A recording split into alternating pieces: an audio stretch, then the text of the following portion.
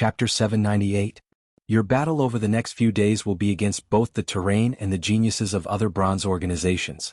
The more victories you claim, the more protection Valiant Heart will gain. The first round will be a battle for placement. It will require your teamwork and strength.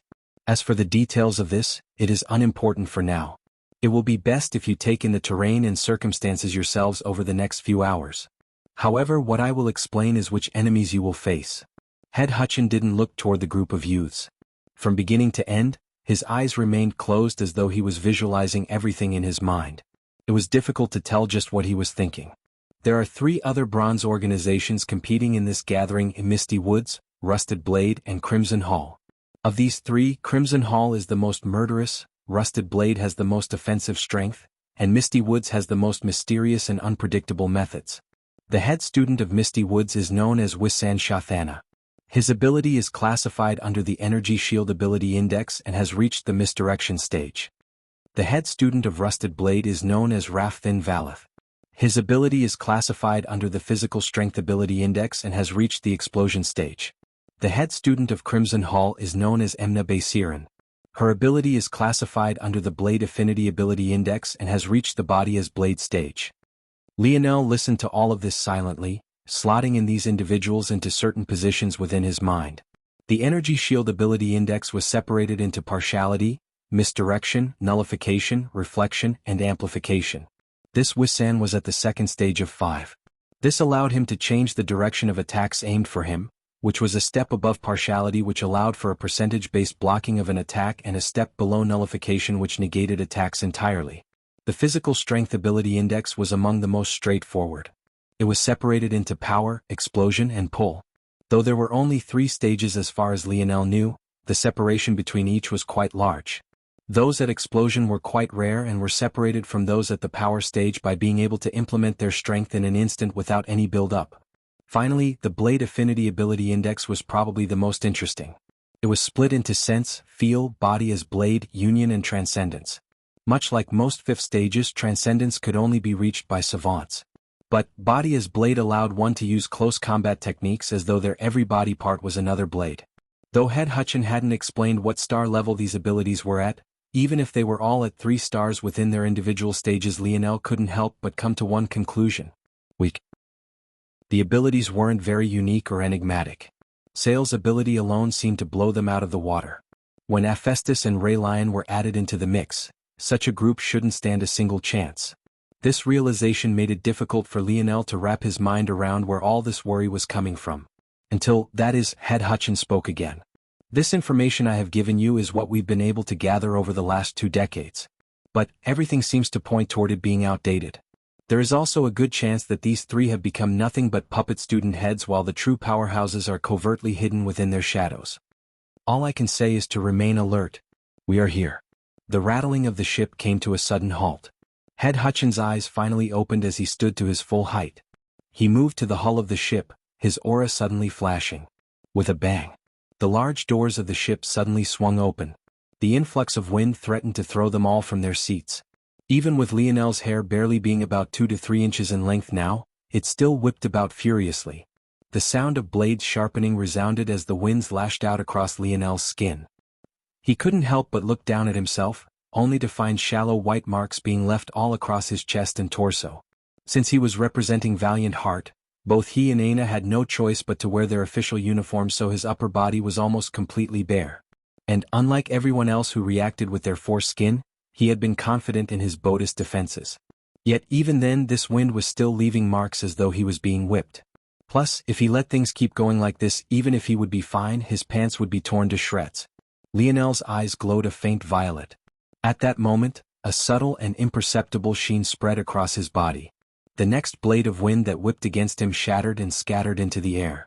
Aina awoke, her cheek rising from Lionel's shoulder. Student Aina Brazinger. Head Hutchin's voice suddenly spoke out. From this moment on, you will be the head student of Valiant Hall. Whether by coincidence or design, everyone seemed to turn their attention toward Ray Lion.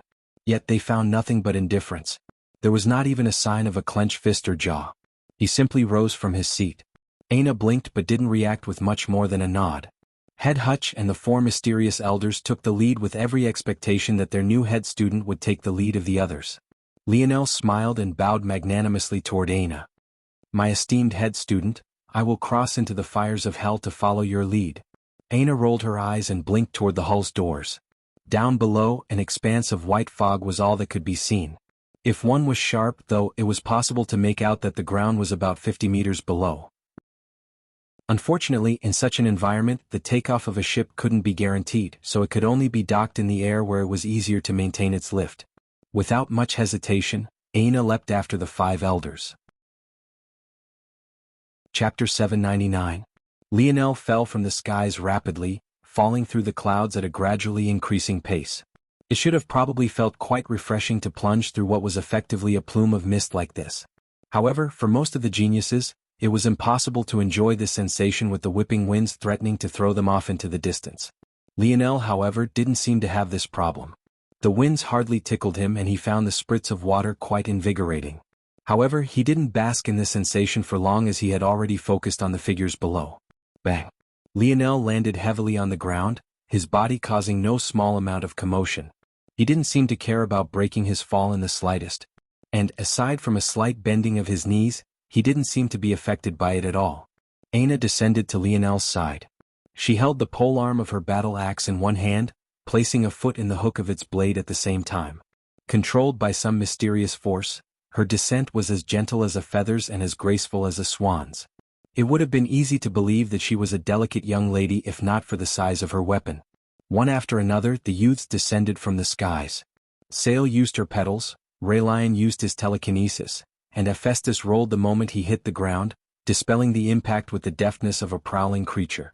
The 5 elders looked back toward Lionel, taking keen notice of the cracked stone beneath his feet. Even a strength-based ability user shouldn't have been able to do that. 50 meters in a third-dimensional world and a fifth-dimensional one were most definitely not created equal, and neither was stone capable of withstanding this sort of perpetual storm. Lionel didn't seem to notice their looks as a particularly naughty little mink hopped out from his spatial ring and onto his shoulders. Little Blackstar jumped to Lionel's head, his little nose wrinkling. Clearly he hadn't taken a liking to the atmosphere. Though his body glowed with the dark green of the ability he had stolen, he eventually abandoned using it entirely and simply entered his incorporeal form. Lionel smiled, scratching the little guy's head. It seemed that little Blackstar had outgrown the wind affinity ability he had snatched from the puppet master's lackey. In this sort of environment, it wasn't very helpful at all despite this being a wind-based disaster-rated world. It seems that the mighty valiant heart has finally decided to appear. Lionel looked up, only to find a man wearing a blade twice the height of his body on his back. The blade was almost 3 feet thick and had not a single spot on it that wasn't covered by a rustic brownish-red rust. Though it had some taper to it, the blade edge itself was most definitely blunt, or at least it seemed to be. In any other setting, especially if it was set up alone, this would be quite a dignified weapon, albeit old and more of an antique. However, on the back of a man clearly 2 meters too short to be wielding it, it looked more comical than anything else. Lionel couldn't hold back a small laugh. Even though he rolled his lips over each other, holding the rest of it back, how could a fifth-dimensional existence miss such a thing? The man who was clearly from the Rusted Blade organization frowned, looking toward Lionel. But he couldn't quite figure out what was so funny. Still, he somehow felt irritated by the way Lionel avoided his gaze. Usually, a brat like that would dodge his eyes out of fear. But this was clearly something much different from that. In an atmosphere that had fallen silent after the man's taunt, Lionel's snicker was all too obvious. Several eyes all fell toward him at once. Even through the partial fog, who here wasn't an expert capable of dealing with such a minor matter? Lionel cleared his throat. Sorry. You were saying? Aina, who understood Lionel quite well, smiled beneath her mask. With his near obsession with cool outfits and uniforms, he was especially in tune with what was very much not cool. Carrying around a 4-meter-long sword that made you look like a walking crucifix? Definitely not cool. However, this was only the surface level. In a single action, Lionel seemed to dispel all the tension in the air. Whether on purpose or by coincidence of his charm, the youths following behind them all let out a collective breath, their backs standing just a bit straighter. Head Hutchin gave Lionel a deep look. They had been laid on purpose. The ship had been filled to the brim with a healing agent that could be inhaled. They wanted to delay for as long as possible so their youths could heal up as much as possible. Toward that end, they were willing to withstand just a bit more pressure. However, what Hutchin hadn't expected was for Lionel to deal with it all for them. Without a word, Hutchin turned toward the other groups. At the moment, they all stood on a tall stone pillar that was easily 500 meters across. There seemed to be ancient patterns etched into it that caused even the cracks Lionel had created with his fall to quickly mend. This pillar was the roof of one of the few bases the third party the four organizations had contracted had on this planet. However, it was very clear that no one was intent on entering this base. It seemed that the first round would start now. "I think we can drop the pleasantries, correct?" Hutchin said coolly. The man with the crucifix sword still felt irritated for reasons he couldn't even explain. It was clear that no one had ever laughed at his sword before, so how could he possibly guess that that was what Lionel found to be so ridiculous?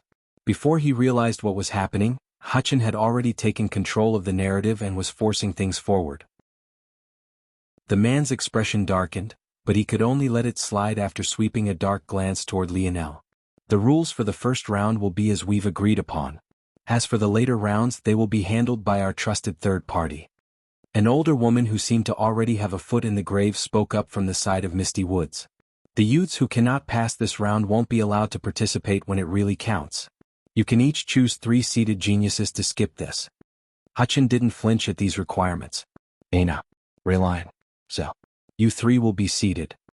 Hutchin waited for the other 3 organizations to call out their own seeded geniuses, but none of them spoke a single word. The elders of Valiant Heart all narrowed their eyes. They could all see the head students Hutchin had mentioned earlier amongst their crowd of geniuses. Yet none of them were called out. The wrinkled older woman smiled. "You do not need to worry, our seeded geniuses have already been chosen and set aside." Chapter 800. At this point there was nothing that Hutchin could do. The 3 organizations hadn't broken any of the rules, there was nothing that said they couldn't hide their seeded geniuses. Valiant Heart would have tried to do the same thing if it wasn't for the fact the last 2 years exposed all of their cards to their enemies. It could be said that right now the only true trump card they had was Lionel. "Ai, how embarrassing. I'm not even seeded." Lionel chuckled lightly, his expression still carefree. Stretching out his back, Lionel's bare toes curled along the stone floor. For a moment, it even seemed as though he would tip over and fall. Yet he was able to snap back up like a rubber band, his body feeling light and springy. In these 2 years, Lionel had never stopped training his flexibility. But now that he had reached Tier 9 of his metal body, it was likely that he would need a new Yog-like technique quite soon. Head Hutchin turned back to the group. Seeing Lionel's casual appearance, he somehow felt a bit of worry drop from his heart. "You all have to be careful." Hutchin spoke, his tone solemn. "We won't be able to interfere in this round even if you should lose your lives, so you must take care of yourselves and each other. This round will be both a race and a competition. Do you see those thinner pillars in the distance?" Everyone looked off toward Hutchin's gaze.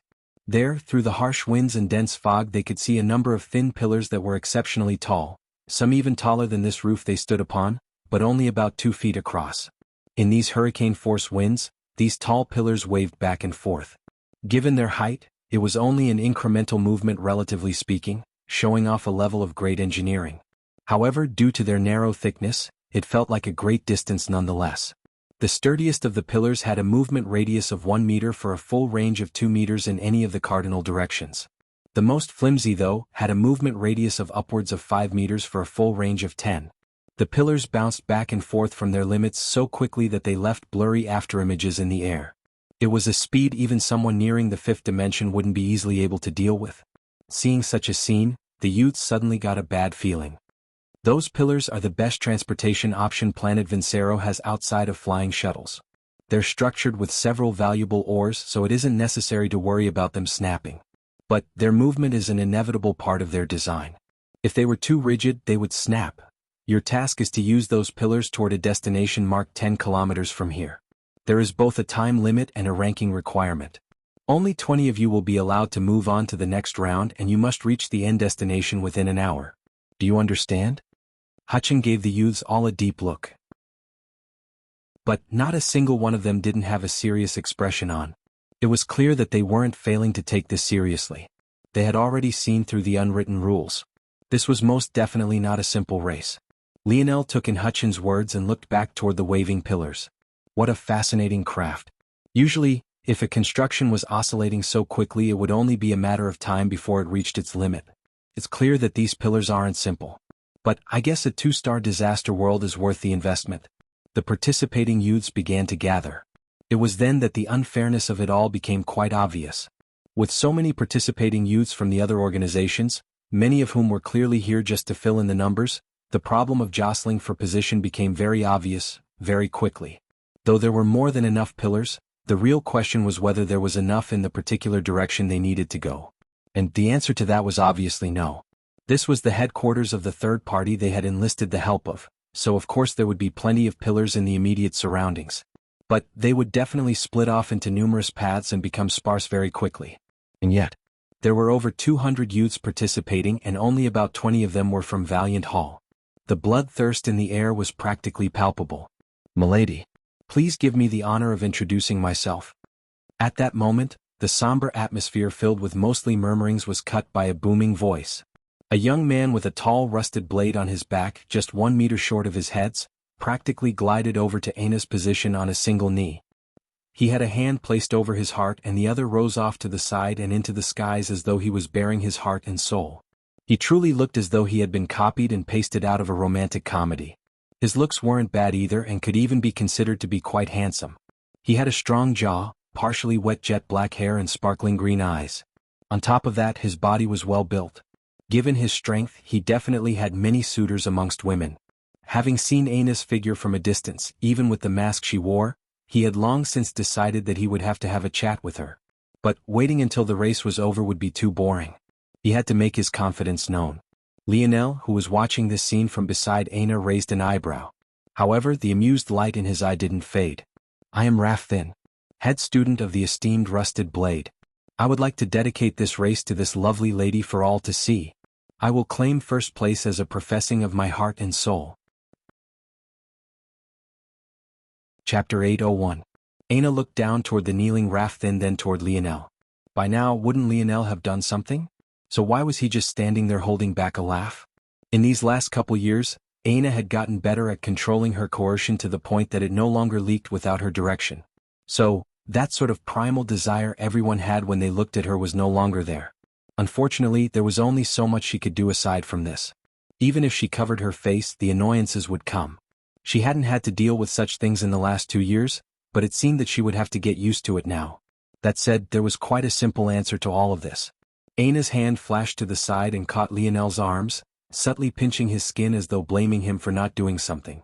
Rafin's expression froze, his mouth half open as he had been prepared to give another long spiel.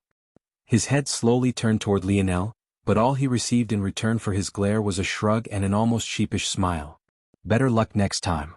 In the distance, the head of Rusted Blade's expression darkened.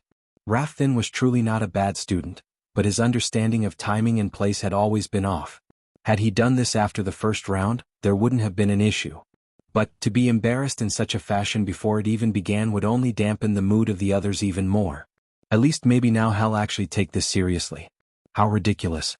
Rafin rose from his knee, patting it until it was free of dust. Without a word, as though nothing had happened, he strolled off into the distance. "Emna, my beautiful future wife." Lionel really didn't know what to say to this. But, as the saying went, you missed 100% of the shots you didn't take. It seemed that Rafin had taken this philosophy to heart. Lionel swept a gaze over Emna. She was a beauty with overly pale skin and short-cut black hair. All over her body, sheathed daggers could be found. Just from a cursory glance, Lionel was able to pick out over a dozen tied to her small frame. It was obvious that there were many more in some definitely less than obvious places. Of course, Lionel hadn't looked toward her to compare her to Aina. Rather, Emna should be the name of the head student of Crimson Hall. With another sweep of his gaze, Lionel managed to pick out Wissan, who should be the head student of Misty Woods. He was quite an obscure and low-key character. A bit chubby and even wearing glasses. He was definitely not the first look one would have in mind for a head student. However, Lionel was still able to pick him out based on his strength and the subtle atmosphere of those in his immediate surroundings. I guess that's enough reconnaissance. About time this starts, right? Be careful. Lionel paused mid-movement, looking back toward Aina with a raised eyebrow. She wouldn't usually say such a thing when he was clearly up against inferior competition. Yet she had said it anyway. He looked into her eyes and nodded, a light smile spreading across his face. At that moment the elders moved. One of the mysterious four from Valiant Hall along with three others, one from each of the organizations, dashed forward, sprinting along the waving pillars as though it was flat ground before disappearing into the distance. The youths remained jostling for position, waiting for the elders to reach the target destination just over 10 kilometers away. Anxiety filled the hearts of the Valiant Hall students. It felt as though they were surrounded from all sides by hordes of enemies, nearly outnumbered 10 to 1. It was then that Lionel slowly strolled into the back line, not even attempting to push for a frontline position like the others. Looking off to the side, he made eye contact with Hephaestus. Hephaestus' glance was quite placid. But when he noticed that Lionel looked toward his twin daggers again and shook his head, he felt a spark of rage that he immediately calmed. He's not the enemy right now. There are bigger fish to fry. Hephaestus looked away, a bestial aura wafting out from his body. His limbs seemed to lengthen, his pupils turning into slits. Lionel raised an eyebrow. "Oh, how mature of you." Lionel smiled more brightly. If they all accepted that their enemy wasn't each other, then this would be easy. Since you've made such a smart decision, I don't mind helping all of you pass. Lionel's palm flipped over, causing a jet black spear to appear. Chains hung all over its dark body, whipping about as the harsh winds lashed against it. "Begin." A booming voice came from the rusted blade head. But before anyone could react, a massive pair of white gold wings appeared to Lionel's back. As though a leaf blowing in the wind, Lionel, who had been behind them all, shot past the entire group, his foot landing on the first pillar before anyone had even stepped off of the roof. Lionel's body waved about, swaying from side to side along with a narrow pillar. His face was the picture of calm and composure. For some reason, even without him saying a word, those at the very front came to a grinding halt, their rising feet freezing mid-air before they could even take a step forward. An eerie silence filled by the sounds of howling winds filled the space, leaving many at a loss for what to do.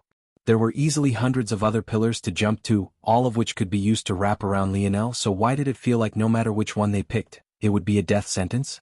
"Alright everyone, we're going to have a very simple exercise." Lionel smiled lightly. "The game is pretty simple, even a toddler could follow the rules, I promise. If you're from Valiant Heart Mountain, it's safe sailing ahead. If you're not from Valiant Heart Mountain, it's not. Simple enough, right?" Chapter 802. A stunned silence hung over the surroundings. If it wasn't for the howling winds, there wouldn't have been any sound at all. Surprisingly, it was Hephaestus who broke this silence. He sprung forward, landing on the pillar by Lionel. In truth, he half expected to be attacked, but all he received was a grin in return. That was the only sign he needed to shoot forward, his body displaying an agility and flexibility most couldn't match. This change seemed to shake the other three organizations out of the stupor. What had this young man just said? Who did he think he was? The three organization heads all looked toward Hutchin at once, frowns deeply etched on their faces. To this point, there had been a subtle centering of the past events that all seemed to revolve around this young man. From the snicker in the beginning to this point, everything seemed to point toward him. Yet they hadn't noticed until this moment. Hutchin didn't say a word, nor did his face give away any emotion. Of the three organization head, the last was a middle-aged man from Misty Woods. His eyes seemed to sparkle with something imperceptible as he gazed from Hutchin to Lionel and back again. "What are you all waiting for? There are over 100 of you and only one of him. Did we waste all the resources we spent on you?" Hutchin frowned the moment he heard these words. But coaching from the sidelines also wasn't against the rules, especially since it seemed as though the race hadn't even truly started yet. A flash of determination crossed the faces of the youths who led the pack, a tinge of rage coloring their gazes. That was right, what did they have to fear? Lionel's light smile didn't fade. His wrist flexed, his jet-black spear following an elegant arc. A surge of at least a dozen dove forward, all of them aiming for a separate pole from Lionel. "Well, I tried to warn you. Chain domain." Clang, clang, clang. In that moment, it seemed as though the world was enveloped in black. Whether it was by coincidence or on purpose, even the elders couldn't move out of the way. In the blink of an eye, a world of darkness and whipping chains covered a more than 500-meter radius. Before they could react, all dozen youths who stepped forward found themselves wrapped from head to toe, their bodies frozen in space and a look of twisting pain on their faces. Edge. Screams filled the skies as they struggled against the chains. Whatever defiance they had vanished in an instant, fear coloring their features as they realized the only thing keeping them suspended in the skies was Lionel's will. The moment he no longer felt that it was necessary, they would plunge to their inevitable deaths below. See? Play stupid games, win stupid prizes. Lionel looked down toward the seemingly endless abyss below. These pillars were so high up for a reason. They were purposely built at a height where the atmosphere was sparse, leaving the perpetual hurricanes with less substance to work with. It could be said that this was the safest location on the entire planet. What was most fearsome wasn't the several dozen kilometer drop below, because with their strength, it was impossible that they'd make it all the way to the bottom. Before they could even make it a few hundred meters, they would be shredded to pieces by the violent winds. At that moment, a small group of 3 individuals leapt into the storm, but Lionel pretended as though he hadn't seen them at all. It was clear to everyone that they were members of Valiant Heart. Thank you. Lionel smiled when he heard this, nodding lightly. He knew that he wouldn't be able to protect them like this later, so he might as well do the best he could now. In the past, his domains could only stretch out about 10 meters, even less within a fifth-dimensional world unless he fueled it with universal force. But, at this moment, not only was Lionel not using universal force, but his range was already 50 times greater. This was the benefit of King's Might. It was then that the sickening sound of bones snapping sounded. The dozen figures that hung in the air at Lionel's whim screamed out in pain, their bodies shivering uncontrollably as they were thrown back to the pillar. Consider this a warning. Lionel spoke lightly. I might not be so nice next time. Another group of Valiant Heart Mountain members shot forward. No one dared to stop them.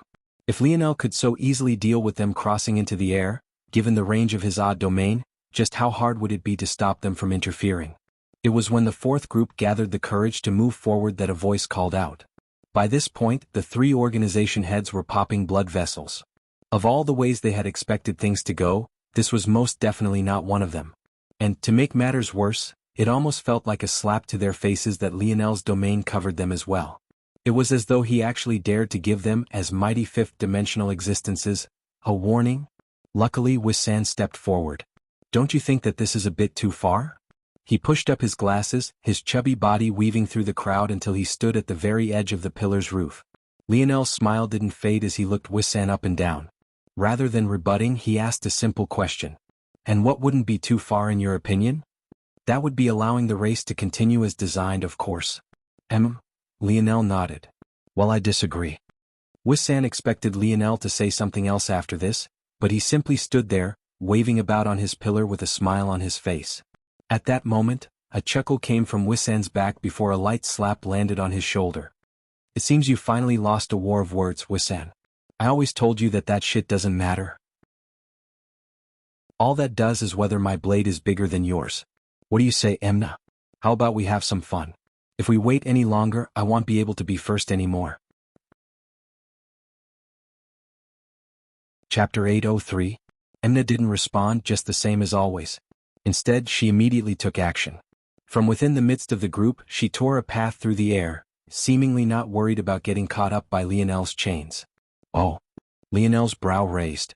Since he had gained his chain domain, this was the first time anyone had so confidently seen through its deficiencies. He had to say, for Emna to accomplish this with just a single look and a moment of observation was impressive. I wonder, could I have her as one of my generals too? If others knew what Lionel was thinking, they'd rightfully label him a madman. Was this really the situation to be thinking about such things? As Lionel was lost in thought, Emna had already crossed half the distance. It wasn't until then that he sprung into action, his chains suddenly lashing out at her. But, as expected, Emna reacted quickly. 2 daggers seemed to almost magically appear in her hands. She twisted in the air, hooking the tips of her blades into the links of the chains and using them as anchors to send herself flying forward at an even faster speed. There was no doubt that her agility and flexibility were both off the charts. Beyond this, her judgment, senses, decisiveness and reaction time were all impeccable. The more Lionel observed, the more he wanted her. Emna had definitely seen through the weakness of his chain domain. At any given time, most of the domain was made up of a net of illusory chains that could manifest into a true physical form at any time. However, could was the operative word. It took energy to facilitate this change, firstly. And secondly, chains didn't manifest out of thin air. This meant that the only chains that could manifest and lash out were ones that could already be seen.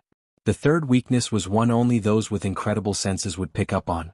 There was a shift in the energy around the chains that would manifest, allowing one to pick out which would gain physical form long before it happened. It was clear that Emna had already pinpointed each and every one of these weaknesses and was even using it to her advantage. Interesting, Lionel's spear spun in his hand, expertly blocking Emna's strike. The shortest distance between 2 points will always be a straight line. Unless you can somehow attack from 2 points more than 2 meters apart simultaneously, he'll always be able to block your 2 daggers with a spin of my spear. And now, you also don't have any footing left, and I definitely won't manifest any more chains for you. So what will you do?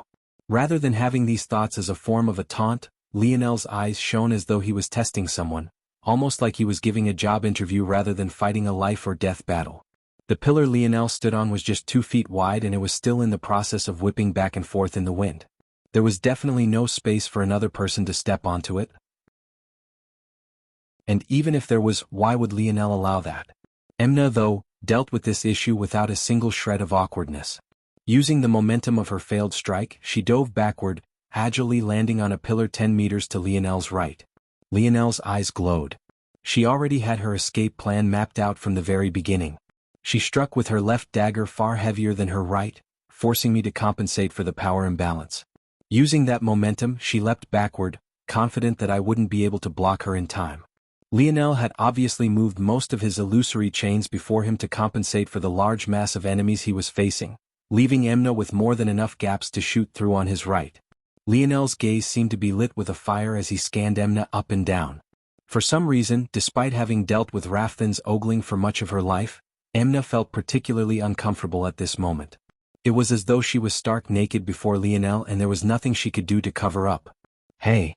Lionel suddenly called out, startling Emna for some reason. "I want you to become one of my generals, what do you say?" Emna was completely startled, her face flushing. One would have thought that Lionel had asked her to follow him into bed. Aina's expression became a bit weird in the distance, though no one could see it beneath her mask. Could this count as sexual harassment too? Well, this probably isn't the best time to ask. You don't say. Everyone seemed to be of one thought at this moment despite having stood on opposite sides before. But think about it. If you accept, he'll make you as many quasi-bronze daggers as you can handle. Emna and the others were completely speechless. What nonsense was this man talking about? It was only those of valiant heart that understood Lionel wasn't bluffing at all. "Are you flirting with my woman?" Rafthen snapped. "Damn it. This selfish bastard wants to hog all the beauties. Let's go, Wuxia." Rafthen shot forward, unsheathing his massive 3-meter-long rusted blade. Compared to Emna's approach, his own was far different. A blazing universal force shot around him, the illusory images of a 2-season dichotomy forming. On one side there was the harsh reality of winter. On the other there was the beaming heat of summer. This was the 5th weakness of Lionel's chain domain. The 4th was the split moment it took for the chains to manifest from their illusory form. As for this 5th, it was that this time could be even further slowed and even completely halted under the influence of certain forces, among which were the forces of the 4 Seasons realm. Lionel's wrist flickered once again, the aura of his spear suddenly unleashing. At that moment, the presence of a quasi-bronze spear made itself known. Lionel grinned. These 3-head students shouldn't be far from Raylion in strength, otherwise they wouldn't be able to share a title with him. Though Raylion no longer held it.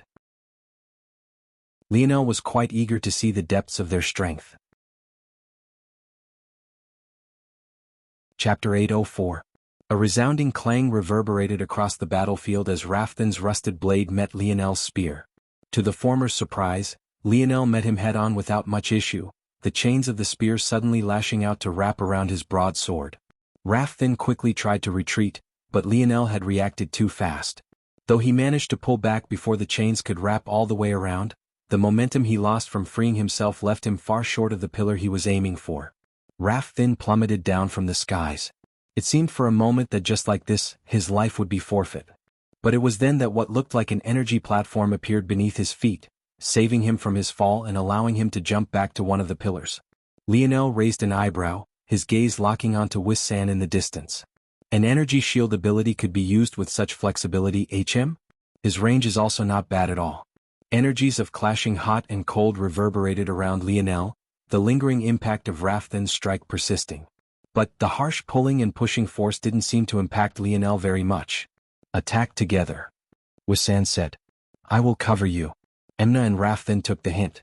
And judging by their demeanors, it was clear that they were very much serious this time. Lionel smiled for a moment before his gaze turned an eerie cold for the first time since the battle began. The temperature seemed to plummet and the energy stilled. Even the howling winds slowed by a measure, all sounds seemingly vanishing. Bright white gold wings appeared to Lionel's back once again, a surge of winds picking up around his feet as he shot forward, missing Emna's pincer from the side and clashing with Rafthin in the air. His spear skimmed across the flat of Rafthin's blade. The latter, who had been expecting another clash of strength, felt as though he was swinging against air. This should have been the perfect opportunity. With Wuxian's support and Lionel's lack of the same, the result should have been obvious. The battle should have been decided the moment Lionel was foolish enough to leave his pillar. However, was Lionel really such a fool? Lionel slid by Rafthin in the air, rapping to his back in a single motion. Kicking out with his leg, he both used Rafthin as leverage to gather up his momentum once again and send him tumbling down toward the harsher winds below at a faster speed. Wuxian's pupils contracted as he realized Lionel's target was himself from the very beginning. But the question was, would he protect himself by placing several shields between him and Lionel to prevent the latter from reaching him? Or would he save Rafthin? Wuxian's expression changed. The speed Rafthin was suddenly falling through the air was too fast. It didn't even give him much time to think about it all. Not only would Rafthin soon be out of his range, but even if he managed to stay within his range, the harsh winds would put a lot of pressure on his energy shields. There was no telling if they would last long enough to help Rafthin out. Damn it. Wuxian's visage warped. He was so used to being calm and collected, but it felt as though a single move had already driven him into a corner. Aren't you supposed to be a battle expert? How did you lose so thoroughly in a single exchange? If it wasn't for Rafthin being so easily handled, none of this would have happened. What Wuxian didn't know, though, was that if every battle had to be decided in a single exchange, the last person you wanted to fight would be Lionel. The fact that Rafthin was in the air and couldn't easily change his attack method only sealed his fate all the more. In these last 2 years, Lionel's dream simulations had practically reached a point of perfection in the 4th dimension. Now that his mind was in the 5th dimension, the gap was even more exaggerated. It was then that Wuxian met Lionel's cold eyes through the air, his body involuntarily freezing. Those eyes, could they even be considered human? Wuxian forgot to act, hardly realizing it when Lionel had already stepped before him, his spear swinging outward. Even though Wuxian was at the very edge of the largest pillar, a place that should have been plenty secure, he still felt as though he was quickly falling into an abyssal hell. The pressure Lionel exuded was the likes of which he had never seen before. He could see endless bloody battlefields and a blade that carved through them all with a cold, calm precision. The weight of everything Lionel had experienced bore down on his soul, sinking him beneath waves of despair, horror, and pain. His knees collapsed, his eyes rolling back. A sickly paleness took over his skin, the chubbiness of his cheeks trembling as he sunk to the ground. Lionel's spear didn't even get to land before it came to a grinding halt. His cold eyes flickered for a moment, regaining some humanity. He looked at Wuxian kneeling before him, his mouth bubbling with saliva, his nose running and tears streaking down his face. Chem? According to his simulation, he would defeat Wuxian in 3 exchanges. By then he predicted Emna would do something to save Rafthin, but their precarious position would quickly lead to their defeat as well. But now, Wuxian had collapsed before he could even do anything, resulting in Emna still diving through the air to catch Rafthin. If he wanted, he could kill them both right this very moment and it wouldn't even be very difficult. Clearly, even the thoughtful and meticulous Emna hadn't expected Wuxian to simply collapse just like this. The area around Wuxian cleared out, no one wanting to travel too closely to Lionel for fear that he would kill them all. A heavy silence hung overhead, one even the perpetrator himself hadn't quite expected. Chapter 805. Seems this Wuxian has quite a weak mind. Lionel thought. This was the best explanation. Though, to be fair to Wuxian, he was the first person Lionel had truly made eye contact like that with after awakening his king's might. But Lionel still believed his analysis wasn't very far off. It was clear that King's might amplified more than just Lionel's attack and defense. In fact, the amplification of his presence and aura was probably stronger than the amplification to anything else. If this wasn't true, the result wouldn't have been so exaggerated. I wonder then what would happen if I stopped using King's might passively on my chain domain and used it actively. Would the change be greater than just an increase in range and size along with a lowering of the energy requirements?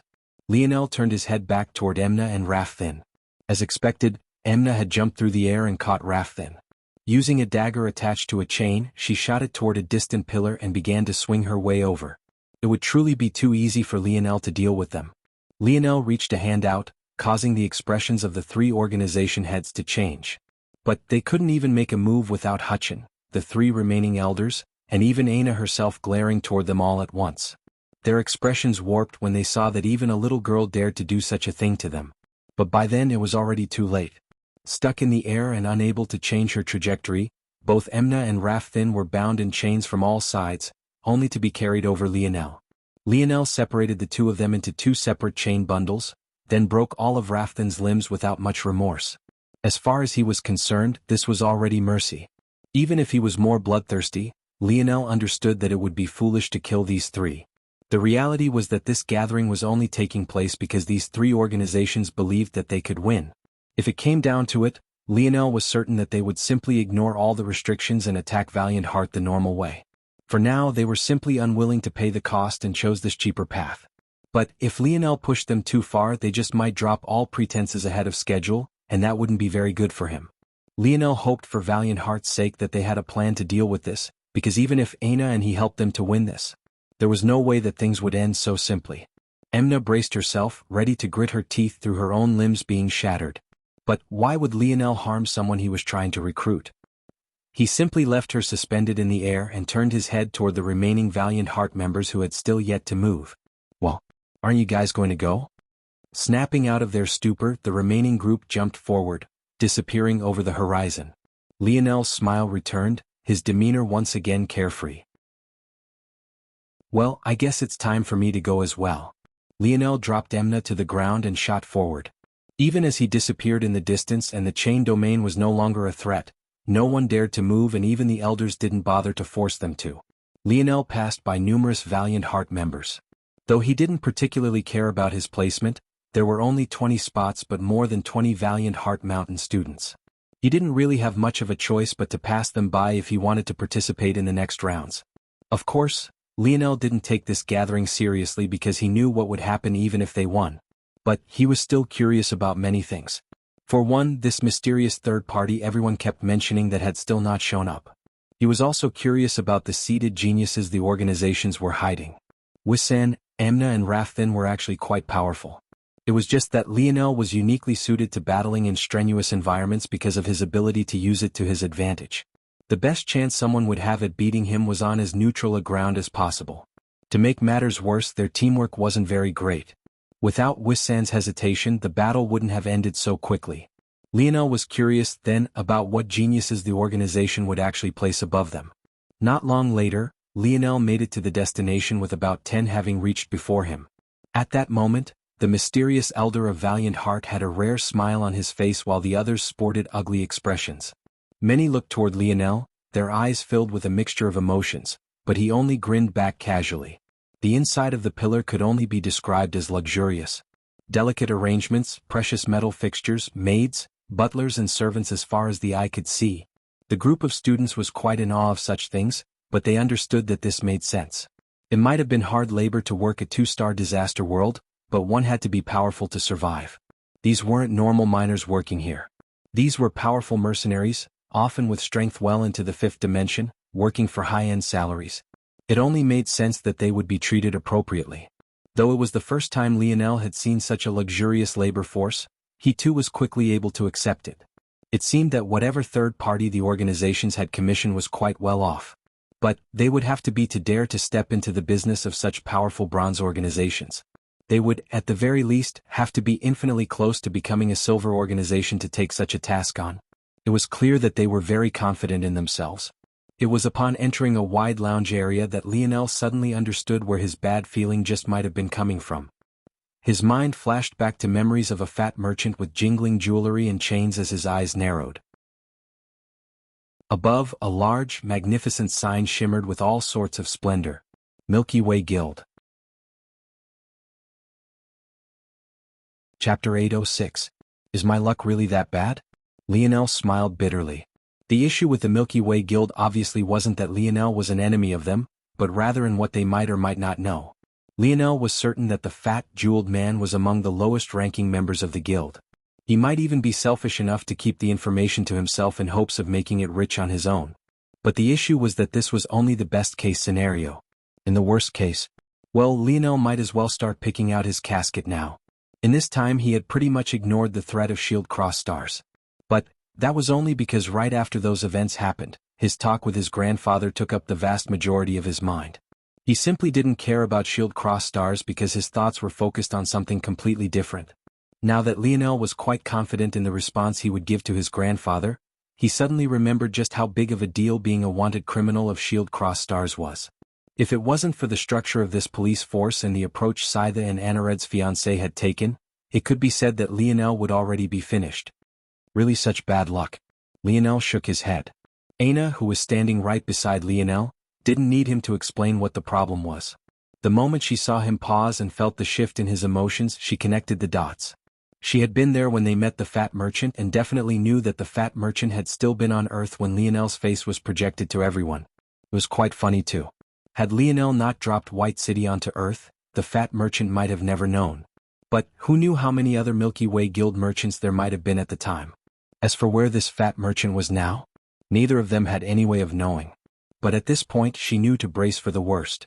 Ana's grip on Lionel's hand involuntarily tightened. Lionel looked over and smiled, the wrinkle between his brows having long since calmed. The Milky Way Guild? Weren't they just a quasi-silver organization? Lionel remembered very clearly their highest-ranking member, Augustus Ovaltine, had still not even stepped into the sixth dimension yet. This was still far beyond Lionel's current level, but what did it matter? If they wanted to come, let them come. They'd be a nice and shiny stepping stone. Of course, in all of Lionel's thoughts, he felt that the odds were still quite low. This was a high-level planet and the people that frequented this place obviously had the status to match it. What were the odds a merchant that had to do business in a small place like Terrain could ever be here? What he didn't know quite yet was that his luck was indeed that bad. In a control room located in a hidden department of the pillar were several monitors projecting images from all over the two-star disaster world. From a single look, one would have thought that this place was plucked right from Earth to be deposited here. But upon further inspection, the reality was far more complex than this. The images were projected onto thin glass sheets that hung about at all sorts of angles. There were clearly no electronics or wires to be seen anywhere in the room whatsoever. It became clear fairly quickly that the technology being used here were related to a complex branch of force arts. These force arts allowed the Milky Way Guild to monitor the whole of the planet for any activity of interest. It was quite a complicated task to handle a disaster-rated planet. There was more required than simply mining its resources. The location had to be protected. The weather had to be analyzed and predicted for safe and dangerous times, and any unexpected activity had to be properly reported.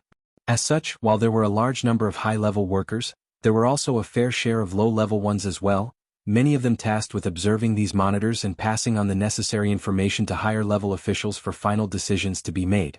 It wasn't that Lionel didn't notice he was being monitored. He obviously had.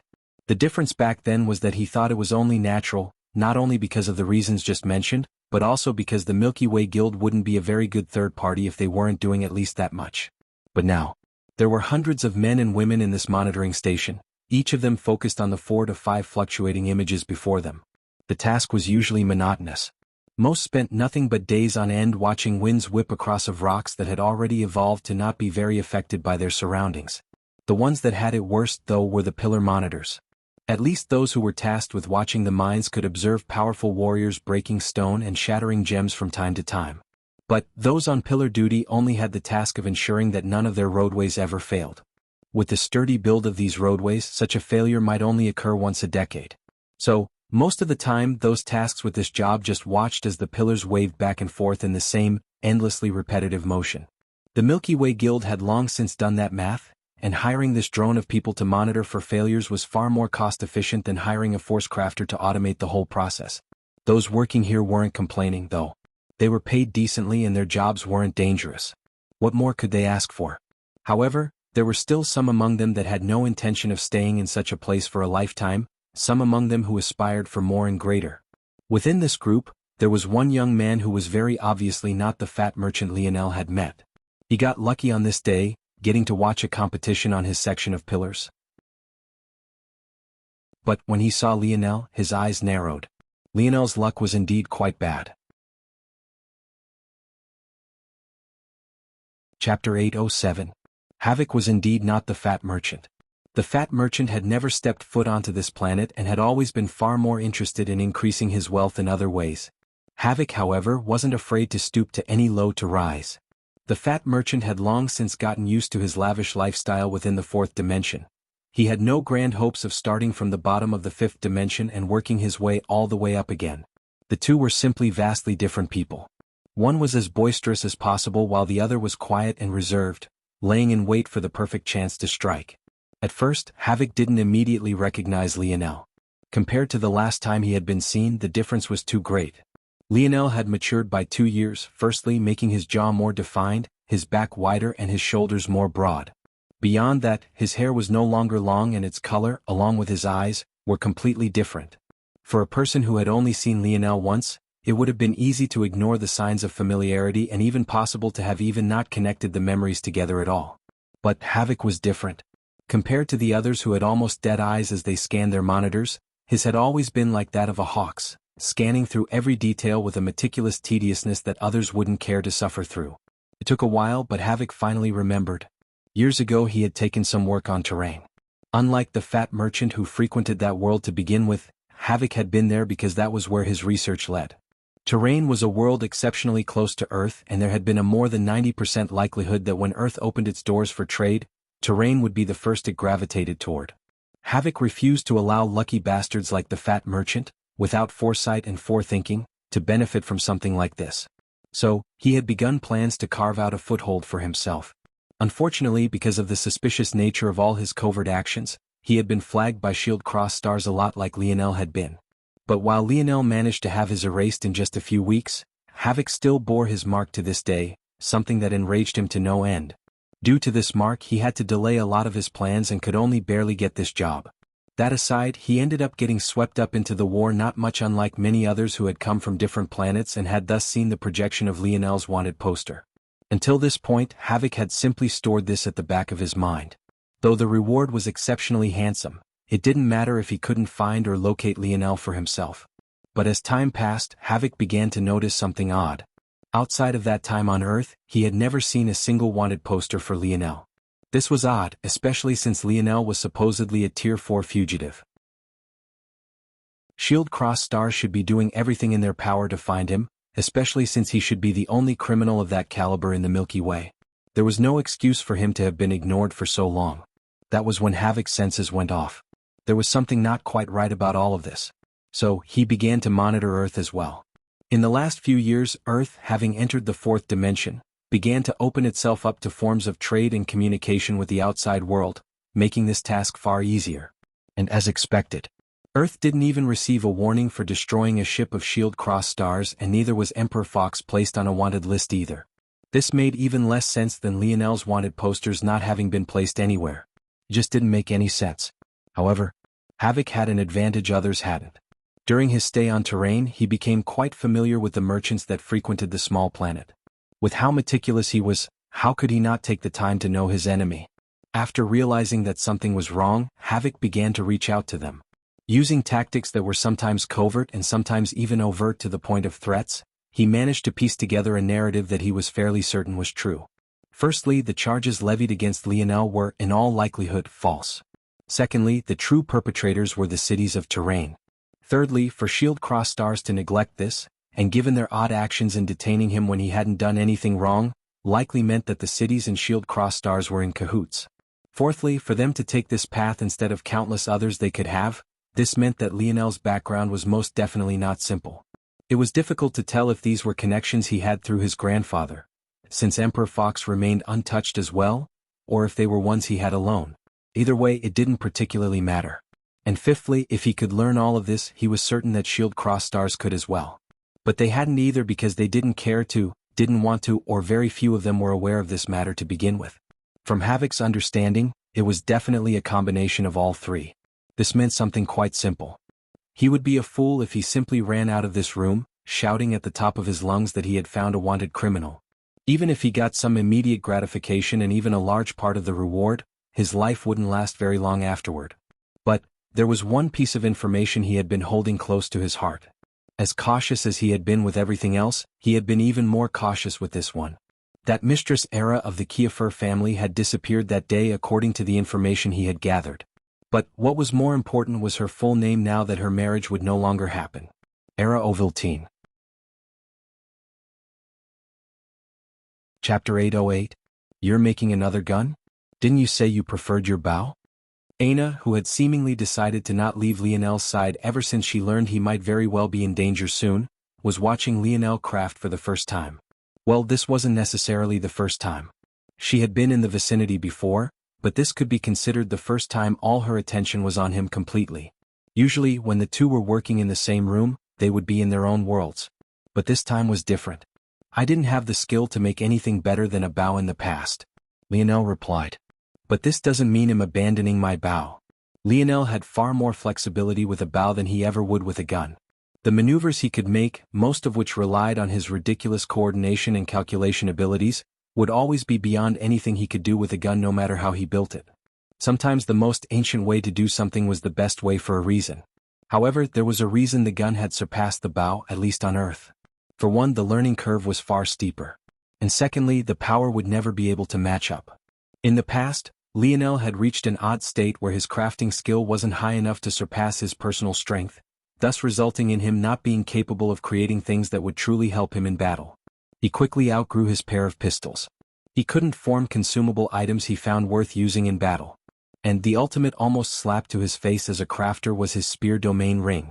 If there was one lineage factor Lionel always neglected before he spent 2 years diligently breaking down and rebuilding his weaknesses, it was his spear domain lineage factor. But there was a very good reason for this. When you had access to spears of a quality far beyond what anyone else had, it became too easy to rely on them. Just think about it, Lionel had access to quasi-bronze spears before he could even make a tier 5 craft. And now he could pull out a quasi-silver spear with a thought, but he had yet to even successfully craft his first 5th-dimensional craft. When it came to his snowy star owl lineage factor, following the branches and sub-branches was as easy as just choosing a path on a forked road to follow. When it came to his metal synergy lineage factor, it was even simpler. Just choose your ores to absorb and break open those layered chain doors when the time was right. It couldn't have been more straightforward. But what about his spear domain lineage factor? How did he measure his progress? Was it by mastering more spears? Was it by strengthening his way of the spear? Was it by improving his domains? Lionel even felt that he had learned and understood more about his King's Might lineage factor in just the few days he had it than he had for his spear domain lineage factor even with years more time. His King's Might was simple as well. It gave an amplification to all his abilities with an emphasis on his domains and his aura or presence. As for how to improve it, that was even simpler, just increase his burden. The more people who trusted and relied on him, the more people who were loyal to him, the more powerful his King's Might would become. One would think that the best way to improve spear domain was just to conquer more spears within the spear domain ring. After all, the lineage factor stemmed from this mysterious ring, right? In fact, the ring was able to appear within the zone while even the segmented cube hadn't been able to, so it was likely even more unfathomable than Lionel knew. But Lionel didn't believe things were this simple. For one, doing so ended him relying too much on the strength of his weapon. And secondly, there was an elephant in the room he hadn't addressed. There were billions of Morales family members. Among them, there were many who had awoken their spear domain lineage factor. But there was obviously only one ring. So how had they improved theirs? The next logical answer was with universe cycles. Wasn't that how everyone improved their skill, whether it be with a weapon or an element? However, this only made it more complicated for Lionel. His universal cycle comprehension wasn't tethered to a single weapon or element. He had grasped it to its purest form and could apply it to anything, which left his spear in somewhat of a limbo. The current Lionel, though, believed that he had grasped onto something. It had taken time, but he just might have carved out a path ahead. That said, though, his current focus was entirely on his new gun. Well, it was less accurate to call it a gun and more accurate to say that it was a sniper rifle. With the design he had in mind, it would be a behemoth of epic proportions. What he needed wasn't a gun that could deal with cannon fodder. What he needed was a steel giant that could blast a hole the size of a barrel through the chest of a 5th-dimensional expert. One would think that in the 2 years spent without little Tali or crafting, Lionel's skill would have diminished, or at the very least remained stagnant. However, this couldn't have been further from the truth. In a world with nothing to do and weeks, even months passing between battles, Lionel had nothing but time on his hands. There was no Aina to distract him, no drama to take up his mental faculties, and a mind that was constantly strengthening its ability to split every day. Not only had he conquered all of the quasi-bronze spears in his spear domain ring, but he had lost count of the number of crafts he had completed in his dream world. Even when he couldn't get his hands on fifth-dimensional ores to work on, he simulated their characteristics using the information he knew about them to an almost 99% threshold toward perfection. Lionel's skill had long since crossed into the realms of a bronze crafter. As for his limits, he wasn't sure. But he would definitely be using the fifth-dimensional ores the Valiant Heart Elders so graciously gave him to give his enemies a good surprise. Lionel didn't know, though, that he'd be receiving a surprise of his own very soon as well. Chapter 809. Lionel couldn't help but chuckle to himself. This sniper rifle would have even more components than his divine armor, yet comparing the difficulty he had in creating his armor versus how almost easy it felt to finish it, it was almost surreal. You're not abandoning the bow, so I assume this gun will be very powerful? Lionel nodded. Very. It will probably be able to blow a hole right through a mountain. If that mountain was in the fourth dimension, it would probably be able to level it completely. Aina blinked, looking at Lionel's side profile. If there was one thing Lionel never did, it was exaggerate in order to gain her awe and affection. Aina didn't believe he consciously did this knowing that she would like it. Rather, it was just how he was. He was confident enough in himself to feel that he didn't need to lie to impress people, and he had always been like this. Plus, hadn't he already gotten her now? He had even less of a need to try to impress her now compared to the past. Yet he had still said these words. That only meant one thing to Aina. He meant them. It had never truly sunk in for Aina just how good Lionel was at force crafting. Even before learning he had such a skill, she had been in awe of crafters for a long time already. She could remember memories of her father speaking about the experts who forged the battle axe heirloom she wielded even to this day. From a young age, she had been indoctrinated into believing how special they were. So, when the day came that her man seemed capable of completing things even they found difficult with ease, it was so surreal that she sometimes forgot Lionel was on such a level. Watching him focus so diligently on even the smallest of parts like this left her with an unknown feeling in her heart. What about the recoil? Will you be alright? Lionel grinned when he heard this. This is what's so special about this sniper rifle. I built it with the specifications of my metal body and snowy star owl lineage factor in mind. Even if it lands in the hands of another, it might as well be scrap metal. At its lowest setting, blasting a hole through the head of someone at tier 8 and even 9 if their defenses aren't great would be as easy as me pulling the trigger. At least if this tier 8 or 9 individual is in the quadrant of the universe anyway. But, at the highest setting, if I go all out, someone at tier 3 or 4, even 5 of the 5th dimension would definitely have to dodge out of the way. Though I could probably only make such a shot once or twice. Aina blinked, finding it all to be almost too ridiculous. That doesn't fix the problem of recoil. You'd end up blasting a hole through yourself. Aina frowned. Even hearing this, Lionel's grin only grew wider. That's only if the bullet's strength came from within the sniper rifle itself. But that would make the design too boring. Aina raised her brows. The days passed quickly and the time for the second round was already upon them. Unfortunately, while the start of the second round wasn't a surprise, the circumstances were very different. For one, it turned out that the reason the Milky Way Guild agreed to act as their third party was if and only if they could profit from their internal struggle. A fight for power between 4 of the Milky Way's most powerful organizations? Who wouldn't want to watch such entertainment? And those who didn't want it for entertainment would definitely want to know the outcome. This battle alone could change the landscape of the entire galaxy, or at the very least, the quadrant they shared. Unsurprisingly then, the Milky Way Guild sold countless seats, both real and virtual. By the time the Valiant Heart youths walked into the indoor arena the guild usually set aside for entertainment, it was packed to the walls with people. The atmosphere was rowdy and humid, the shouts of the people above threatening to be even more violent than the winds outside. But that was only the first surprise. And even then it was only a surprise to some of them. It was clear that the others had already expected as much. What they didn't expect, though, was for the established rules to suddenly be thrown away. What should have been a simple elimination tournament with a perfect number of 32 had suddenly become something completely different. While Valiant Heart should have had the leverage to fight against this, for some odd reason, this change gained the approval of the Milky Way Guild. It was clear that their supposed neutral third party had a certain loyalty, and that was to money. There was no doubt that this change would be far more entertaining. What once was an elimination tournament had become a 9 versus 9 rotation battle. The three organizations were no longer even pretending to be separate, opting to combine their strengths into one from the very beginning.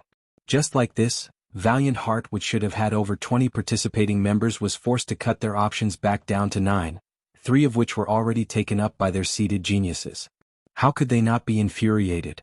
Yet they couldn't even sulk and bask in this fury. It was simply too difficult. With the rowdy crowd only getting louder as the event was introduced, they couldn't even simmer, feeling as though the entire world was laughing at their struggles. As Lionel listened to Hutchins slowly explain the changes, he remained silent. At the very least, Hutchins' own calmness seemed to say that he expected something like this. Either that or this was just his disposition. Hopefully, if it was the former, he had a plan to deal with this beyond today. "They'll go first," Lionel suddenly said. Many eyes looked over toward him, including Hutchin. Usually they would save the most powerful for last. And though the elders weren't convinced that Lionel was this most powerful individual, he was at the very least not the weakest.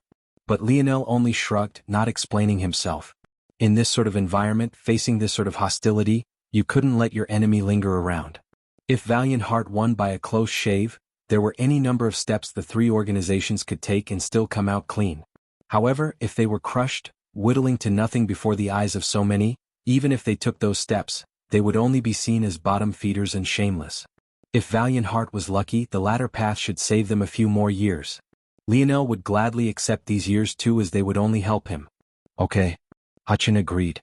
Lionel smiled and winked toward Aina, leaping for the stage to find a cloaked figure waiting for him. This must be the first of their secret seeded geniuses? What's the point of still wearing a cloak now? If I want to see who you are, it won't be very difficult. Just as Lionel was about to pry through this person's cloaked defenses, something he had never expected to happen happened. The cloaked figure froze, shuddering for a moment. And then they yelled something that caught Lionel completely off guard. "Captain." Lionel's lips hung partially open. Damn it, Lionel thought. This just got 100 times more complicated. Chapter 8:10. The cloaked figure suddenly charged for Lionel. But, when many thought the battle would begin, he suddenly enveloped him into a massive bear hug. The rowdiness of the crowd continued for a while, thinking that maybe this hug was some sort of attack. When it came to the strongest individuals, after all, a bear hug might be among the most vicious ways to kill someone. But it became very clear very quickly that this wasn't a vicious bear hug at all, especially when the cloaked figure set Lionel down, removing his cloak to reveal a beaming smile. "Hey Milan. How've you been?" Lionel forced a smile. He should be happy to see his teammate, but this supposedly good thing was most definitely not one, especially if he was correct. Lionel didn't even need to look now to understand that most, if not all of the mysterious 9 geniuses that the three organizations had hidden until now were from Earth. It might sound like Lionel was angry because he couldn't fight for Valiant Heart Mountain, but this wasn't the case at all. This was much deeper than that. It was the sort of problem that was giving Lionel a major headache just thinking about it. If it was just about winning, what could be simpler than this? His teammates would forfeit long before he even had to ask. It was just the kind of men they were. And even if there were others from Earth that weren't his teammates, that hardly mattered. The fact they were from Earth meant that they had been training for the same amount of time Lionel had, and he didn't believe anyone who fit into such a category could defeat him, at least not in this segment of the universe. What was the problem then? It was a matter of flexibility and maneuverability. Things might have been fine if the three organizations didn't know the relationship between Lionel and the others, but now that they did, it would be impossible to just hide them all away. Using the snow globes sounded like the logical answer, but he would need the actual chance to do so first. And, beyond that, who was to say that these 9 were the only ones he had to worry about? What about the others that were likely still within those three organizations right this very moment? Lionel wasn't naive enough to believe that only 9 total had been sent out. The only potential good news was that Lionel had a feeling that this was done in partnership with Earth. It was unlikely that these organizations would choose to forego this partnership, especially given Earth's potential. At least they wouldn't do so blatantly and without thought. This might give them a bit of breathing room. However, even with this being the case, Lionel didn't believe that this would be a great deterrence. Not in the face of whatever value Valiant Heart Mountain's territory and the Milky Way Guild could provide anyway. Lionel's instincts were tingling all over. He could feel that he had already been found out, that a trap was being slowly closed in around him. He could understand that if the person he thought was behind this was, that this was definitely the approach they would want to take. They wouldn't want him to die an easy death or be simply captured. They would want something that would help them to vent all the rage and frustration that had been brewing within themselves for over 2 years already. Milan blinked when he looked at Lionel's face and scratched the back of his head. As Lionel's center on the football field, a position that was essentially considered to be Lionel's head guard, Milan was quite good at realizing when he had done something wrong. But usually it took some detective work. It had never been this obvious before, which could only mean one thing. He had definitely made a big mistake this time. And it was a big mistake that even Lionel wasn't confident in cleaning up. He had all sorts of jokes lined up about everything from Lionel's hair to who that new beauty next to him was, but he couldn't even bring himself to say it any longer. Milan scratched the back of his head. "Sorry, Cap," Lionel opened his mouth to respond. But in the end, he sighed a smile and shook his head. "Forget it. Maybe things will be more interesting this way. How many are with you?" "There's Joel, Raj and Drake." Milan's response carried an undertone of seriousness, his cadence even and his voice quite booming. It almost seemed as though he was speaking too loudly, but this was just his natural volume. He was quite used to speaking like this, especially given his original profession. "Drake? The rookie?" Milan grinned. "He's already almost 18, Cap. I don't know if we can't still call him that." Lionel smiled. "I guess you're right. By this point he would have already taken our spots, huh?" By this point the entire arena had fallen into an awkward lull. The 3 organization heads weren't sure how to respond to this sudden situation. This was especially so for the old man of Misty Woods, considering Milan was one of his 3 hidden-seated geniuses. "What's the problem, Cap?" Milan asked. "Do you need Valiant Heart to win?" "It would help, but that's not the main problem. It also doesn't mean as much as it would have in the past anymore, considering." Milan forced a sheepish grin. "Indeed, it wouldn't mean as much anymore. Even if Milan was the only one in cahoots with Lionel, the 3 organizations would still use it as an excuse to void the entire competition." "Then what should we do?" Lionel looked around for a moment, his eyes drifting toward a certain section of the arena where a few sat silently, many of whom wore masks. It was difficult to tell if they were hiding something or if this was simply their usual style of dress. "That depends," Lionel responded. "Who else is here?" "Everyone is from Earth. I'm not sure if you know them. But there is that girl that used to follow her around." Lionel's lip twitched. Milan blinked. "Don't worry, Cap. I won't mention her in front of your new girl. Scout's honor." Lionel touched his hand to his forehead, feeling a headache coming along. How many times would he have to deal with this, exactly? "That's Aina, you big lug." Milan looked over Lionel's shoulder toward Aina, who still wore her mask, then back to Lionel. "You met another girl by the same name? Do you have a fetish or something, Cap?" The wave of déjà vu almost made Lionel faint once again. Chapter 8:11. Lionel couldn't blame Milan too much. Aina had gone from 57 to over 6 feet tall. It was only inevitable that many would think her to be a completely different person. Time seemed to freeze for a moment as Lionel's mind kicked into overdrive. Numerous thoughts and plans flashed one after another, his thinking speed becoming faster and faster. Lionel felt sparks flying through his dreamscape. But the final connection couldn't be made no matter how hard he tried. Augustus Ovaltine, the head of the Milky Way Guild. The worst-case scenario is having to fight a man of that caliber, but there's also a high likelihood that he's involved. Such a high-profile deal wouldn't have been made without his approval. Lionel looked up and into the high-ceiling lights before looking back toward Aina, who had been staring at him right from the very beginning. His lip curled into a slightly bitter smile. It was the kind of look that made Aina's heart skip a beat outside of her control. She knew at that point that Lionel was about to do something that placed him in a ridiculous amount of danger. It felt as though all her fears were collapsing onto her chest in waves. Lionel hadn't moved, but to her, it was almost like he was fading from existence. "Don't you dare!" she roared, sirens blaring in her mind. Lionel's lips moved without a sound. "Sorry." Aina's mind went blank. She hardly registered what happened next. All she could hear was the whining high pitch of her breathing. All she could see was a blurry world of flashing light and cacophonic explosions. When she realized that she should probably move to do something, do anything, Lionel sprung into action. "Sorry about this, big fella." A blinding pair of white gold wings appeared to Lionel's back. Before Milan could react, Lionel appeared behind him, his foot snapping outward with such force that the air crackled and popped. On reflex, Milan's energy shield ability activated.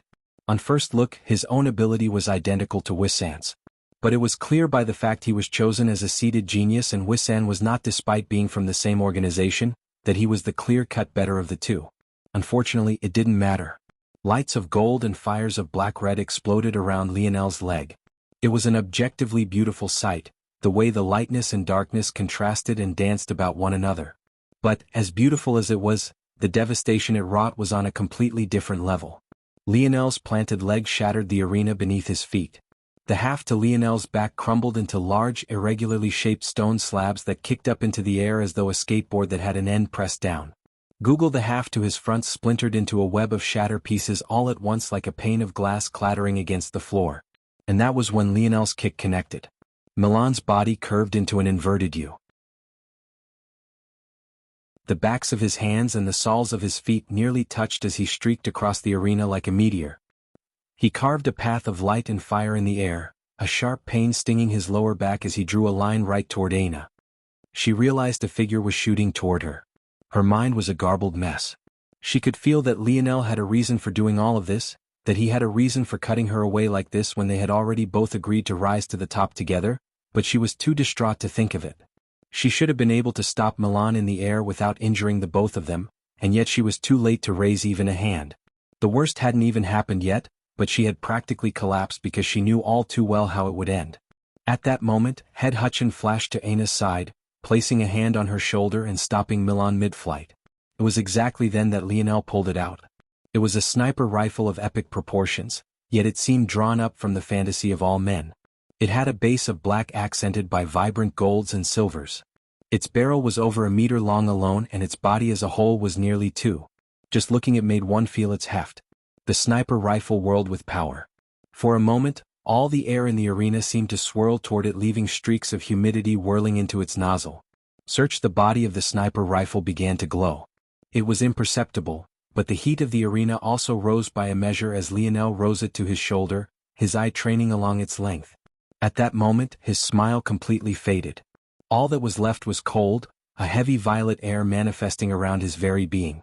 His short hair waved about with violent shifts that made it feel as though he was about to be the center of his own hurricane.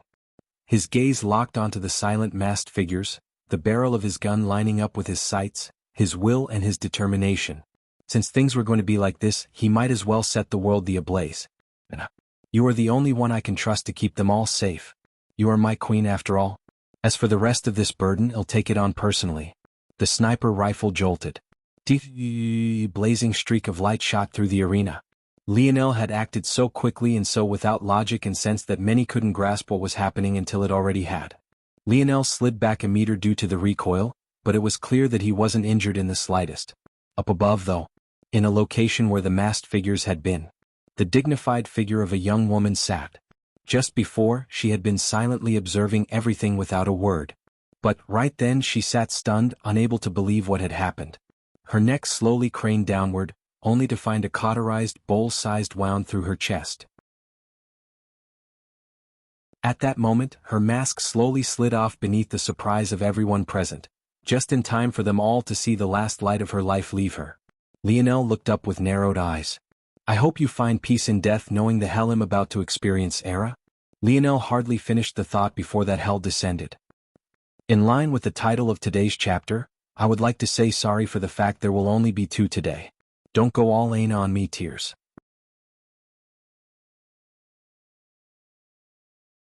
Chapter 8:12. In the beginning there was nothing but silence. The crowd, which had believed the battle was starting up with Lionel's kick, was ready to get into the action. Seeing Lionel's display of strength and power, even to the point of shattering the arena for all that it was worth, how could they not feel their blood boil? This was what they had come for. This was what they wanted to see.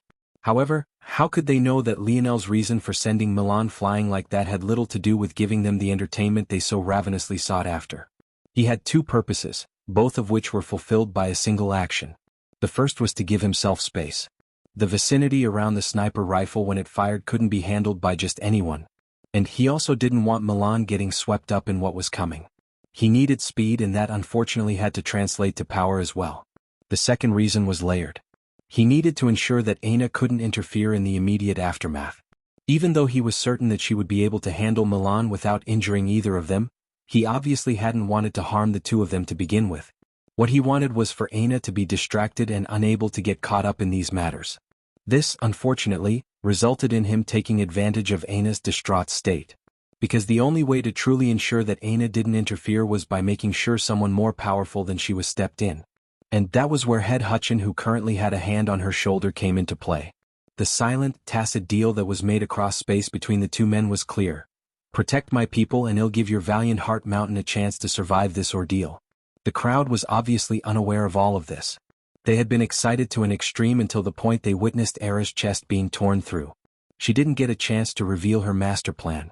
She didn't get a moment to vent her hatred and fury. She didn't even get a chance to say a last word to Lionel before she suddenly found her life to be forfeit. In the irony of all ironies, she died just the way her future husband had, in a state of despair, unable to even lift a finger of resistance. Maybe her only solace in death was that Lionel's current actions made him like a frog in a boiling pot of water. Except for the fact that in this analogy, there wouldn't be a slow upturn of heat. Whatever blazing fires there would be happening now. The masked figures by Era's side, seemingly guards that should have been protecting her safety, suddenly snapped out of their daze. For a moment, they couldn't believe that they had allowed a third-dimensional brat to kill their charge right before them. It didn't make any sense. Their reaction time, their training, their prowess, it should have all been far beyond Lionel's. None of this even mentioned the fact they were in arm's length of Era while Lionel was easily 300 or 400 meters away. When they realized what happened, they were first stricken with horror, then an all-pervading fear sunk into their bones, then right after, their expressions twisted with rage beneath their masks, their fifth-dimensional auras shattering the space around them. In a corner within the same seating section, Havoc hung onto the crashing slabs of rock and metal for dear life, fear paling his face. If that gun had been aimed toward him, wouldn't he be dead right now? If Lionel hadn't assumed he was just some servant boy standing quietly in the corner, would he have aimed for him instead? Havoc's overinflated sense of worth seemed to seep even into his thoughts of fear. The truth was that even if Lionel had known his identity and the role he had played in all of this, his sniper rifle would have still been aimed for Era. His actions weren't about simple revenge. It was deeper than that. 3 blazing auras tore a path toward Lionel as the screams began to rock the arena. Those watching the events from a distant place didn't quite know how to react to this change either. But there were a few older gentlemen and noble women that leaned back in their chairs and took a sip of wine. Someone challenging the Milky Way Guild? How long had it been exactly? Yep. Save it for now, buddy. We've got some running to do.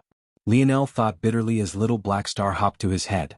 Every fiber of Lionel's being wanted to take just one more look toward Aina, but he suppressed the feeling. He knew that if he did, he would see something he definitely did not want to see. All the while, his teammates in black cloaks wanted to rush out, especially Raj, who had grown into a towering wall of fat. But it was Joel who clamped down on both of them hard. You idiots! Control yourselves. Joel barked out harshly. If Lionel was the captain of the offense, Joel was the captain of the team's defense. His leadership qualities only fell a few steps behind Lionel's own. Even though he couldn't quite understand why Lionel was doing all of this, it was more than obvious that he didn't want them to interfere. Lionel's hands flipped, causing his sniper rifle to vanish. His gaze turned a shade of cold that made it seem as though he had detached from the whole of the world. Sadness, regret, rage, fury, they all seemed like foreign objects he couldn't grasp. This world? It was his domain. The instant the guards were about to touch the ground and shoot toward Lionel, the latter's palm flipped over, revealing a heavy spear as a wild violet bronze aura erupted around him. The guards felt their weight increase what felt like 100-fold for an instant, causing what should have been their sure steps to falter just enough for Lionel to blaze a trail by them.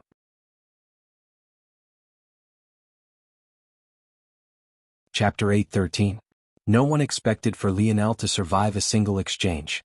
But, by some means only known to himself and the 3 men who chased after him, he had managed to do exactly that, streaking toward the collapsed seating section. Era's dead body was currently sliding down from, a trail of blood following her descent. The 3 fifth-dimensional guards' heavy steps shattered the ground even more resoundingly than anything Lionel could have accomplished. But the result was them being trapped knee-deep for just a moment. In that instant of time they had a horrifying thought. Had he done it on purpose? Even if Lionel was trying to get rid of Milan as quickly as possible, shattering the arena with his foot before was still overkill, no? Could he really have shattered it for the expressed purpose of facilitating their entrapment? If the arena wasn't so damaged to begin with, a simple falter of their steps wouldn't have forced them to lag behind for so long, let alone be trapped knee-deep. The intuition of a fifth-dimensional expert was scary despite the fact none of them had mental abilities. Whether it was true or not, a hint of caution was birthed in their hearts. But by the time they ripped themselves out from the ground, their heads snapped in the direction of Lionel. He was already 3/4 of the way to the collapsed seating arrangements. The guards immediately reacted, shooting toward Lionel and catching up quickly. But they were soon horrified to find Lionel picking up Era's corpse by the neck and throwing it hard into the crowd. It was as though they were watching their own hearts being thrown across the room. They obviously had no feelings for Era. In fact, in the last 2 years, not many had good opinions toward her at all. She seemed to have sunk into an obsession and all her time was spent in a rage. Taking on the task of guarding her was already thankless, but now even those horrors seemed benign to what was happening now. To the Milky Way Guild, this wasn't just about losing a family member of the head. Era was hardly worth much in the eyes of Augustus, or else Anared would have never had the chance to marry her in the first place. This was an issue of face and prestige. They were called the Milky Way Guild. This entire galaxy was meant to be beneath their thumb. Even the Shield Cross Star's branches in their territory had to listen to the whims of a child of theirs who didn't hold real power in this galaxy. And yet, now one of their own had not only been publicly assassinated, but was even being thrown about like a rag doll. One of the guards had no choice but to split from the group, leaving booming concentric circles of air as he went toward Era's arching corpse. The two remaining redoubled their efforts, seething as they shot for Lionel.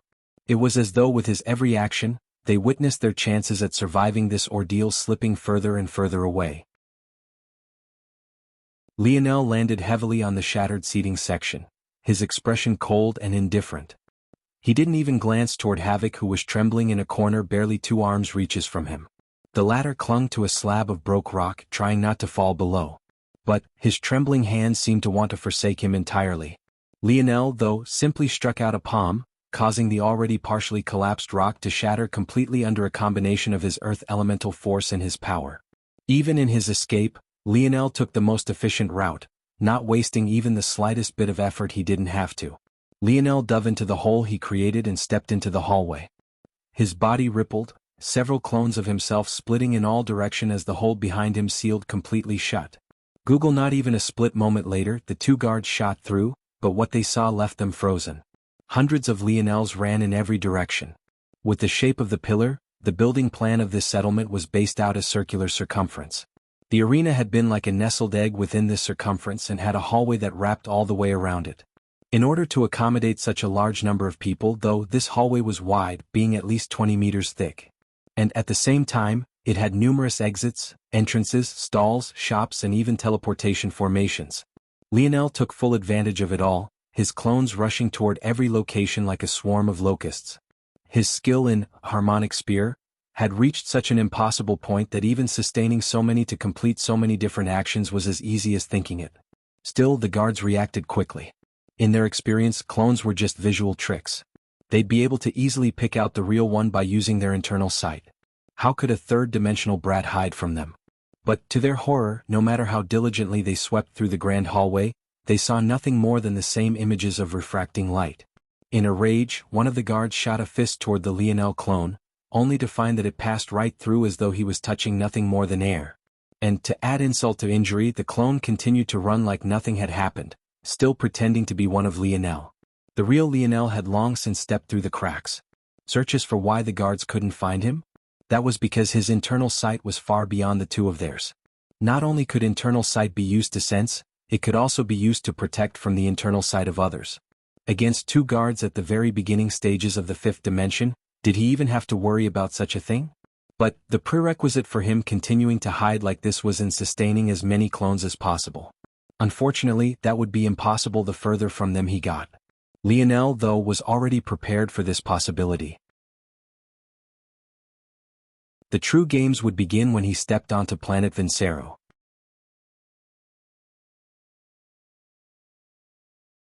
Chapter 8:14. The arena was shell-shocked. The heads of the 3 organizations weren't quite sure how to react to all of this. A part of them wanted to act to stop Lionel as well, but the complications of the matter stopped them from acting rashly. For one, who would think that Lionel could deal with 3 fifth-dimensional existences? Second, with the way he interacted with Milan despite the fact they had kept their seated geniuses as a hidden trump card meant that he was likely also from Earth. Third, this was a matter of the Milky Way Guild's face. If they couldn't deal with the situation themselves, the whispering voices would only become louder. None of this even mentioned the odd optics of it all. Somehow, the 4 organizations got several geniuses from Earth. All of these geniuses seemed to know one another. They just so happened to gather after the 4 organizations asked for the Milky Way Guild to be a third-party observer, and the result of it all was the death of a direct line child of the guild head? No matter how you looked at it, it was suspicious to an extreme. What if they acted and Lionel somehow managed to escape? What if they had sprung to action and Head Hutchin along with the 4 mysterious elders took the opportunity to sow some chaos which facilitated Lionel's survival? How could they wash their hands clean of such optics? With that single move they would be dragged down along with Valiant Heart Mountain.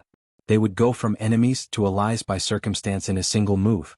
To make matters worse, now that Lionel had managed to escape while they didn't act, they were suffering under optics that were just as bad. Now it seemed like their inaction had only helped Lionel as opposed to shining light on their innocence like they had wanted it to.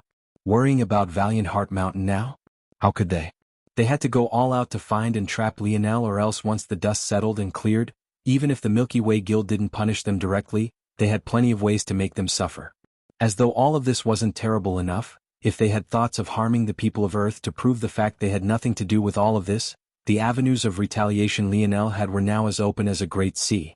With just a few hints, a few innuendos here and there, a couple inexplainable situations, he could easily make it seem like he was in cahoots with the 3 organizations. If he chose to do so, the stain on them would be inerasable. He had bound their hands completely. As long as they behaved themselves, they could chase him all they wanted for their revenge. But the moment they stepped over the line, everything they had built would come crumbling down. As the 3 heads were thinking these thoughts, how could Head Hutchin and the others not understand all of this as well? In a single, seemingly reckless and thoughtless move, Lionel had saved quite literally everybody, but himself. Lionel dashed through the halls of the settlement. At that moment, the blaring horn of warning bells sounded, vibrating with such a booming cadence that even the walls vibrated. It was the kind of obnoxious sound that made one's ears bleed and one's eyes blur beside themselves. Lionel's eyes narrowed. This would be where the true challenge began. There was just one method of entering and leaving this place, but there were multiple methods of doing so. Unfortunately, Lionel was only familiar with just a single method since it was the only one he was shown. All methods of leaving led to the roof. The surface of planet Vincero was too dangerous for anyone not of the 6th dimension to casually step onto. As such, transportation on the surface was mostly neglected. All the mining the guild did was high up on mountain peaks. They would then carve paths through these mountains downward and toward thicker and richer deposits. The singular method Lionel knew of to reach the roof was through the guest holdings. He had already memorized the path. Up 27 floors, through the wide lobby he had seen the Milky Way Guild sign from, then to the teleportation pad. If they were smart, they would have already shut down all teleportation platforms. But this was something that Lionel had already thought of as well. Would he even be a force crafter if he was stalled by such a thing? Lionel shot up a flight of stairs, his heavy steps purposely pressing down just hard enough to send him forward and shatter what was behind him. He no longer cared about hiding his tracks, he had already dispelled his clones. On top of that, he was certain that there were eyes all over this building, so whether he shattered the steps or not, they would know his location. Though he could easily sense and destroy the force arts manning the images of himself, a trail of broken images would just as easily point out where he was. 13 floors left. Lionel's speed did him wonders. He had already cut the distance he needed to cross by almost half just by not bothering about covering his tracks. So that's their plan? Got it.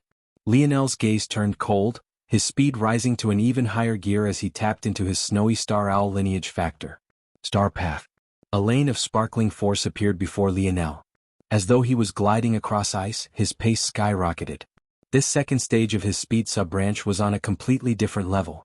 He burst through the doors of the guest floor, his momentum so great that he rose into the air, a massive pair of wings spreading from his back. With a single look below, he saw a swarm of Milky Way Guild elites. There must have been almost 100, each of them ready and waiting. It was clear that they didn't believe Lionel warranted such a reception, but rather that they no longer wanted any mistakes. All of this would end here. Lionel's aura blazed, his white gold wings of force spreading out as his halo glowed with a fierce light. The Milky Way guild sign that hung to his back shattered into motes of sparkling lights, crumbling down to the ground below.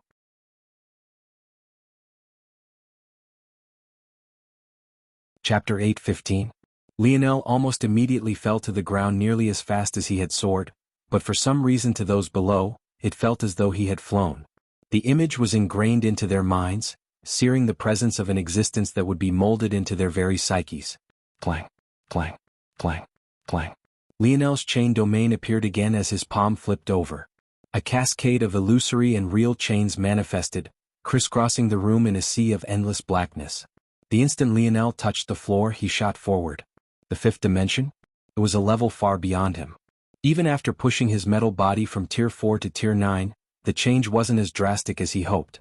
Though his body was indeed stronger than it had been in the past, the chain of his true dimension was like rock sinking him further and further. This weight only became heavier the more he progressed in his mind and body to the point it was suffocating him. However, Lionel had already decided that the moment he escaped his planet, his destination would be wherever the map Uncle Montez had given him pointed out. It was high time he stepped out from the third dimension. Lionel didn't swing his spear even a single time. He weaved in and out of a barrage of attacks, his mind seeing through 10, 20, 30 steps ahead even in the face of so many fifth-dimensional experts. This was a completely different situation than the one he had faced with Alexander. He didn't need to defeat these people. He didn't have to protect anyone. His only obligation was to reach his target destination and keep himself safe. Nothing more, nothing less. Even the little mink on his head had long since entered his incorporeal form. Even if they wanted to target Little Blackstar, their attacks would just pass right through. Lionel's chains whipped out. Sometimes they would appear at an enemy's feet, slowing their forward progress. Sometimes they would appear beneath or before their swinging arms, delaying their attacks. And sometimes they would even appear in Lionel's path, being footholds for him to flip through and change direction in the air. One would have through that they were experiencing some sort of circus act. A room of almost 100 fifth-dimensional existences, yet none of them could seem to stop a single brat. Lionel had long since realized that most abilities were only useful when you only had to worry about yourself. The larger of a group you were in, the less likely you would be to use your own. This wasn't only because an ability was often a trump card to change the tides of battle, but also because it was too difficult to ensure the avoidance of friendly fire. Unless, of course, you didn't care about it at all. Get the hell out of my way. A roar suddenly came from a man who was fed up. Lionel had already crossed halfway through the lobby area in what felt like an instant. To say that it was an embarrassment was an understatement. This sort of stain wasn't one any of them were willing to take on. Lionel felt a violent force lock onto him. Black flames rose toward the ceiling, wreaking havoc everywhere it touched. Many who surrounded the man scattered, their expressions warping as though they were looking at a madman. A wide beam of fire shot toward Lionel, carrying a heat that could melt mountains. Even furniture and art pieces tens of meters away erupted into their own blaze, becoming sparkling piles of ash. Normally, Lionel wouldn't be afraid of fire, and even now he wasn't. But the issue with this attack wasn't in the flame, but rather the force behind it. Even if he could survive the flame, he would still be tossed back by its forward momentum. Not only would that harm him, but it would also undo all his progress, not to mention make any further advancement almost impossible. Yet, even if the face of such a devastating attack, Lionel's gaze remained placid, his steps not even slowing. Die. Lionel vanished into the sea of black. A scorching mark shot through the lobby region, even blasting a hole into the staircase Lionel had come from before being stone-walled by the outer barriers of the pillar. Marcus, what the hell are you doing? Shut the hell up. You think I want a brat slipping away right from under out noses to be on my resume? Over my dead body. Go pick up his corpse and thank me later, son of a bitch. There weren't a small number of people enraged by Marcus' course of action. They weren't even guards, they were just miners who had come here to make a profit but were suddenly tasked with this. This was the main reason they hadn't used their abilities, they weren't even familiar with working with each other like this. However, they still felt this was better than nothing. At least it was over. Did you burn him to ash? Someone asked in confusion. What the hell did you expect? A third-dimensional brat, how could he possibly handle my flames? The group mostly nodded to this. As long as things were done, that was fine. As for the damage, that would be the Milky Way Guild's problem, not theirs. They were just contracted workers. At that moment though, the whirring of a teleportation formation caught them off guard. One of the miners' face warped. There's residual spatial chi in the air. He used your fire as cover to teleport. Marcus' expression became quite colorful. He couldn't understand it. If the brat could teleport, why not just do it before? Why did he need to use his flames? It felt almost like he had been targeted for embarrassment by Lionel. The group sprinted out of the lobby, shooting for the teleportation formation they were certain should have already been shut down. But they were only in time to find Lionel vanishing, the blaring sounds of the alarms ringing in their ears. In a familiar room of endless glass monitors, an older gentleman with a beard as long and white as his hair sat with one leg crossed over another. He watched this scene in silence, a cup of tea being held between his palm and the hook of his fingers. Before him, a kneeling Havoc lay, trembling from head to toe, not speaking a single word. Important announcement below: April 28, 2022.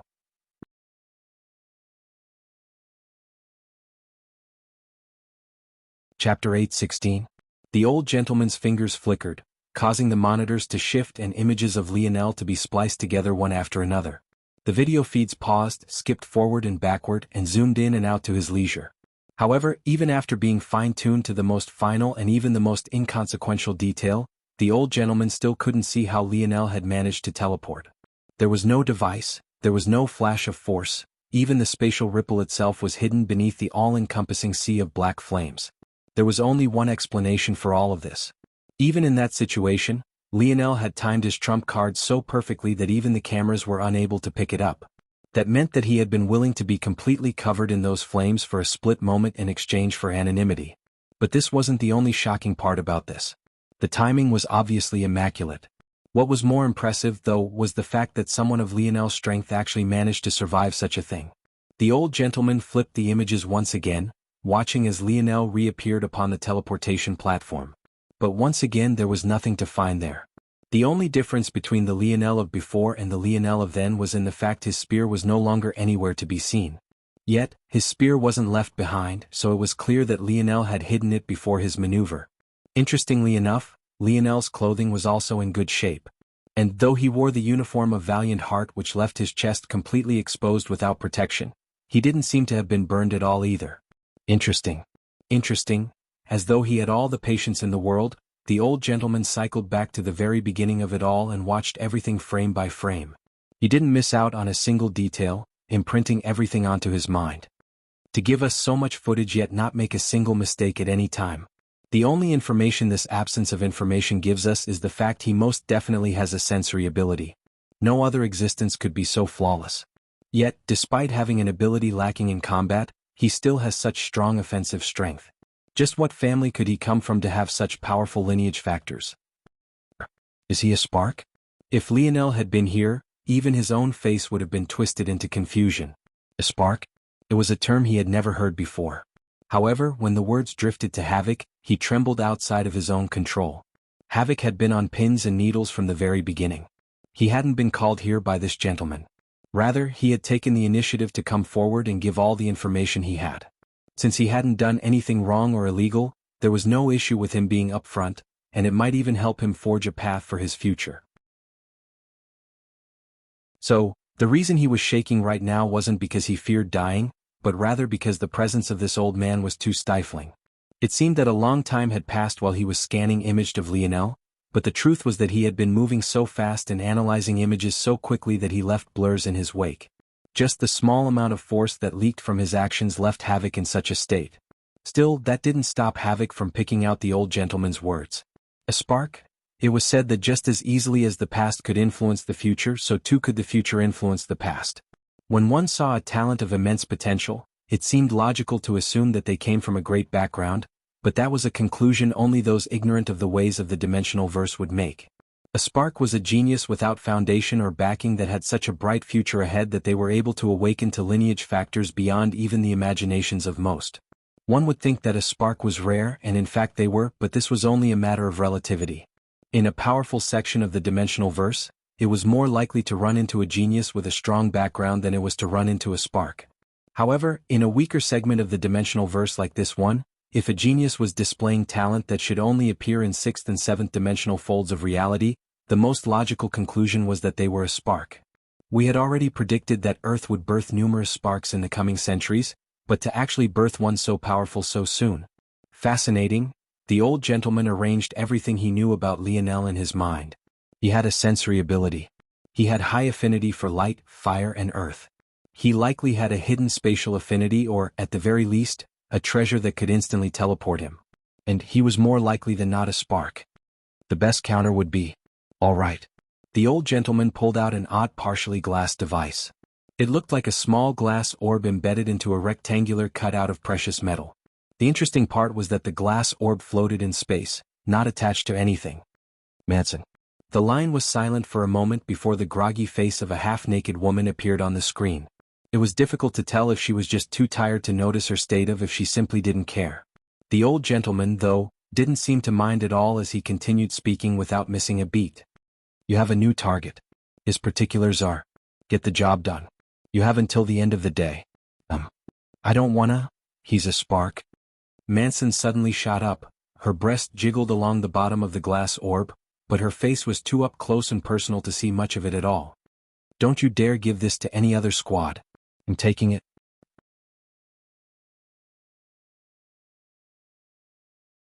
Chapter 8:17. Lionel stood atop the pillar, the whistling of the harsh winds playing in his ear like an eerie flute. He didn't seem eager to move. One would have thought that he wasn't being chased at all as he simply stood there, taking deep breaths one measure at a time. The next steps couldn't be taken casually. Maybe hiding on this planet wouldn't be difficult for him, but leaving it would be a different story entirely. One would think that he would have an easy time.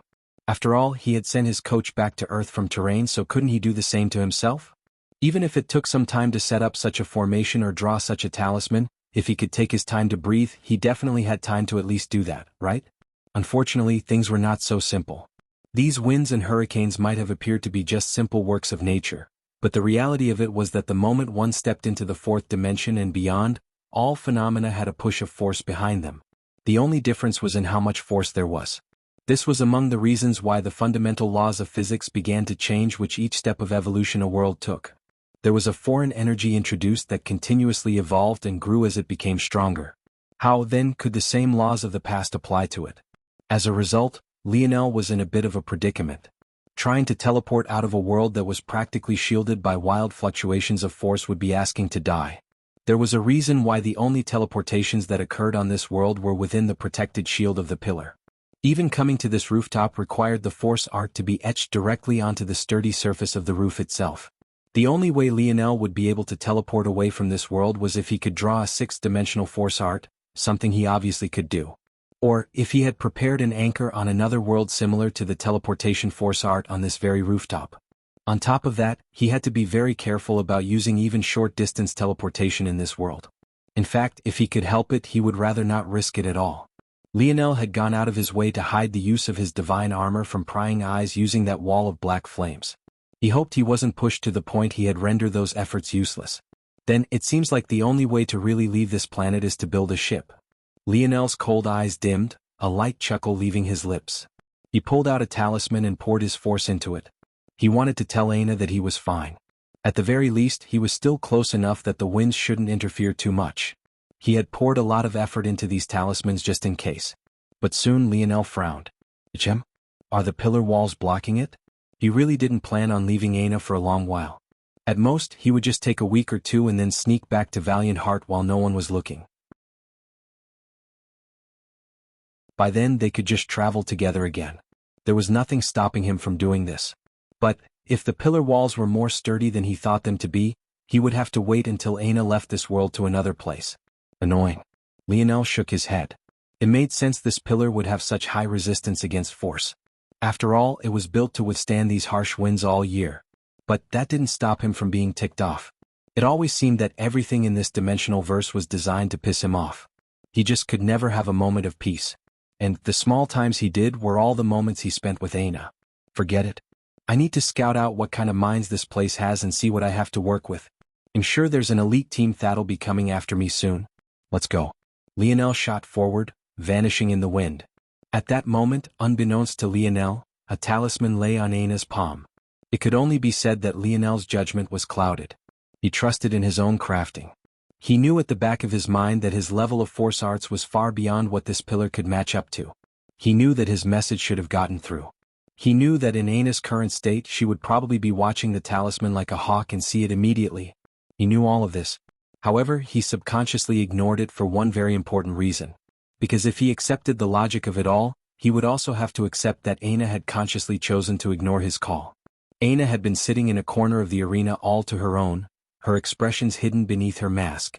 But the redness of her gaze couldn't be. She held the talisman in both palms, watching it like a hawk as Lionel expected her to. When it lit up, she nearly cried out in joy, her tears rushing forth in a new, fresh torrent. However, just as she reached to respond, her heart froze over. This fear. How many times would she have to experience it? Time and time again, for as long as she had known Lionel, he was constantly placing himself at risk, doing things she could never agree with for the sake of things she couldn't ever accept. How many times would her heart drop? How many times would she have to be gripped by panic and anxiety of losing him forever? How much could she take? Would this be the last time he did this? If he could promise her this was the last time, she would answer right now. She would throw herself into his arms and never let go. But she knew it wasn't the last time. Even now she could see the determination in his eyes. That unwavering will that couldn't be swayed by even her. The talisman fell from Aina's palms. She began to cry. It wasn't out of panic or anxiety, but rather because she felt that something inside of her had broken forever. Even as she regretted it and tried to reach out to pull it back, it escaped further and further away. No matter how hard she tried, she couldn't undo it. Her sobs rang louder and louder, her shoulders feeling as though they had returned to their formerly petite frame.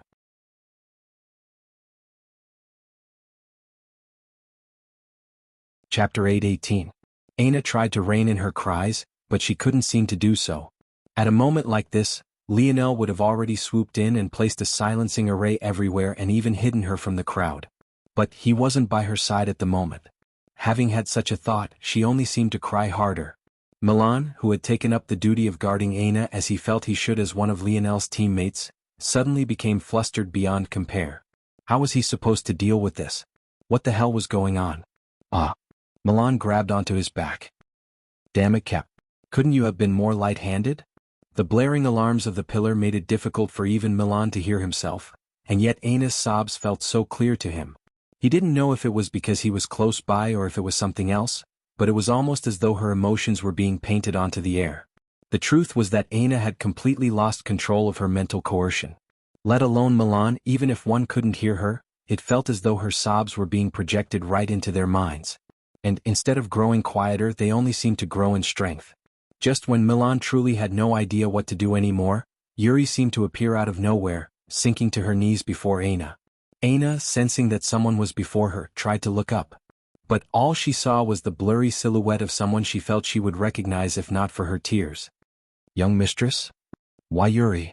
Aina hardly finished her words before she plunged into Yuri's chest. Her tears fell like a waterfall, casting a melancholy halo over the surroundings. Yuri was stunned.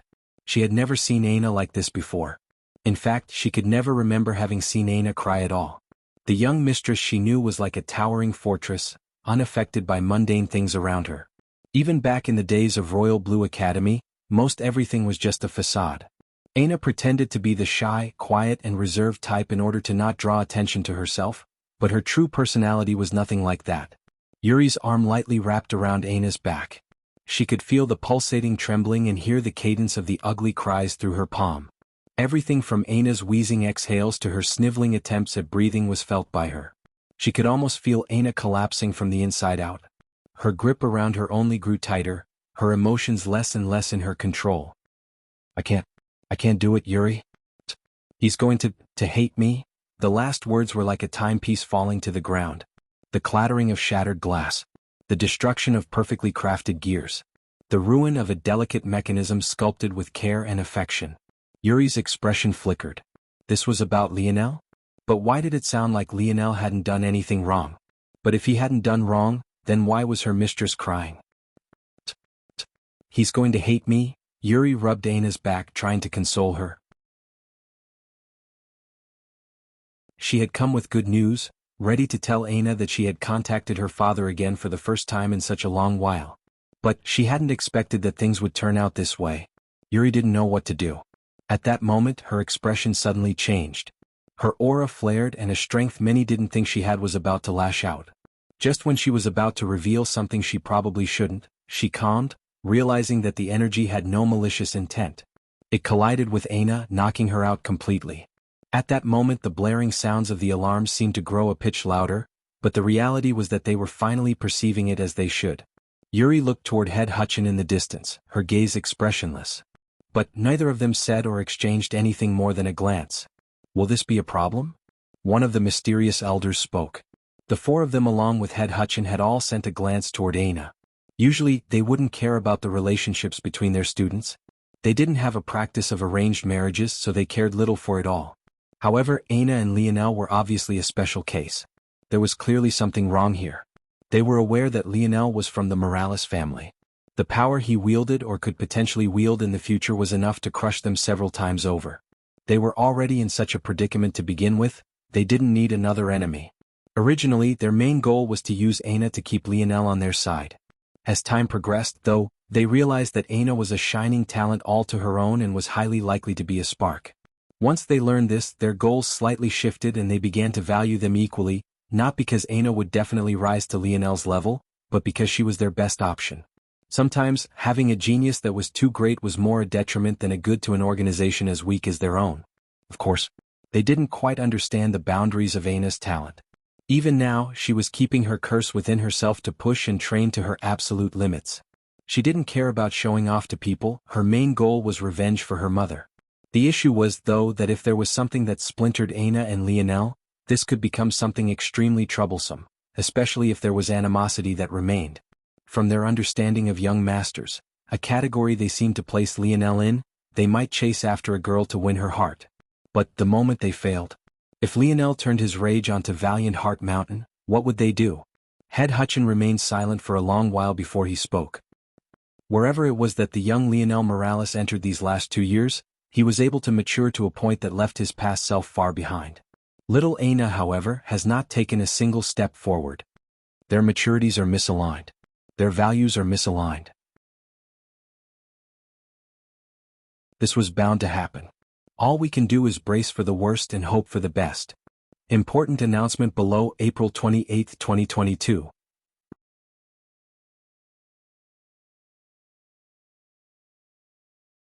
Chapter 8:19. Lionel leapt from pillar to pillar, his speed melding his body with the wind. He seemed completely unaffected by it all, his senses spread out over a large region. He spotted every single one of the force arts monitoring him, but dealing with them would be troublesome. He had the thought of going to the control room of the Milky Way Guild settlement to deal with all of them at once, but he knew that that idea would never bear fruit, so he didn't waste any time on it. Not only would he have not known where the control room was, he also had a feeling that there would be someone powerful monitoring the situation there very soon. By the time he found it, such a person would have been enough to paint him into a corner. He wished that he could have mapped out the entire building into his mind, but there were too much defensive structures and blockades getting in his way. So he simply had to deal with the fact his actions were being watched. He'll have to look into creating a new ability around that. It will probably require a unique method of utilizing Dream Force. Being able to map out an entire building with a single touch might come in handy in the future. Lionel made it to the first location very quickly. The last pillar waved about before a cave entrance carved into the tall face of a mountain. It was practically impossible to reach this place unless one took the path the sway pillars provided. Light refraction. Lionel's silhouette vanished. In these years his skills in casting mage arts had reached a completely different level. The only reason he hadn't cast the upgraded light refraction until now was because it wouldn't have mattered. Anyone with a sharp eye would be able to pick out the subtle shifts in motion the pillars he stepped on would have, thus resulting in him being exposed anyway. But now that he was entering the mountain range, the situation was different and it would be easier for him to hide. Lionel wasn't naive enough to believe that he would be so lucky as to stumble into an empty mine. A working establishment like this one, especially on a planet they settle upon for its resources, definitely wouldn't allow there to be a time where their mines weren't being worked on. If there was ever going to be a world I was stranded on and needed to get out of, I would definitely choose this one. This disaster world most definitely has a high number of wind elemental ores without a doubt. In addition, it should have a high number of very durable ores as well. Lionel flipped over his palm, entering the mine as he brought the dictionary out. Though he could use his internal sight to scan for ores, why would he waste his stamina like this? He had to conserve as much energy at all time as he could. Plus, the dictionary was excellent at these things. The walls of the mind clearly showed the frequency of its use. Rather than being in a perpetual darkness, it was lined with what Lionel could only describe as exotic torches. They seemed to hold flickering flames, but when one looked closely, it turned out to be a collection of miniature force arts dancing about like fireflies. It was quite a unique invention Lionel had never seen before. But it still only took him a glance to formulate its blueprint in his mind. Interesting. Lionel turned away from the exotic torches and continued to walk down the well-made tunnels. He was careful not to displace any small rocks at his feet nor leave any footprints. Toward that end, he had brought out his heavy spear, using its domain to decrease his own weight to an extreme. Scan the surroundings. What ores can I find in this mountain range? Ping. Lionel listened carefully, blocking out the sounds from reaching others. However, the list was far longer than he expected, causing him to cut the dictionary off. What ores are easily accessible? Ping. This list was far more manageable, though still quite long. If I want to make a getaway ship, functionality shouldn't be the only requirement. In fact, it should only be the bare minimum requirement. Teleporting in space was almost impossible. One would first need to make it to another planet before they could think to do this. The reason for this is because space did not have force. Force was birthed from planets, moons and stars, and would occasionally be present in other celestial bodies as well. If one wanted to teleport in the absence of spatial force, the only way would be if you practiced a force technique that allowed you to store spatial force, if you had a natural ability related to spatial force, or if you had an incredibly rare store of spatial force crystals. In addition, even if you had those things, due to the absence of other forces in space, detecting and tracking spatial force fluctuations also became far easier. This meant that one's whereabouts could be located in an instant and followed. Obviously, Lionel had access to none of these things. So, his only option was to make it from planet Vincero to the next closest planet where he could then teleport. Hoping, of course, that this planet wasn't another disaster world. This meant that Lionel needed a ship strong enough to survive and break out of planet Vincero's atmosphere. And he would also need a ship fast and nimble enough to escape any pursuit he might suffer as a result. Was he a madman for thinking he could do this when he had never done it before? Yes. Did he care? No. Lionel grinned to himself. This would be fun. Sit tight, Aina. He'll be back soon. At that moment, a woman holding a bottle of liquor stumbled out of a teleportation formation. Her eyes blurred and her tongue licked her lips and teeth like she had an addiction to doing so. She wore a tight one-piece that extended from her ankles all the way up to her shoulders and down her wrists. But it had a deep V-line down the middle that almost exposed her belly button. Her chest wasn't very busty, so she could get away with such clothing without too much worry. But they were still just busty enough to outline two round mounds few could take their eyes off of. She took a swig of her liquor and stumbled forward, only to be caught by the arm by someone who teleported in after her. Soon, a formation of 4 was formed, but the lady seemed too enamored with her liquor to speak to any of them. Shouldn't we get to business, Manson? What did the old man task us with?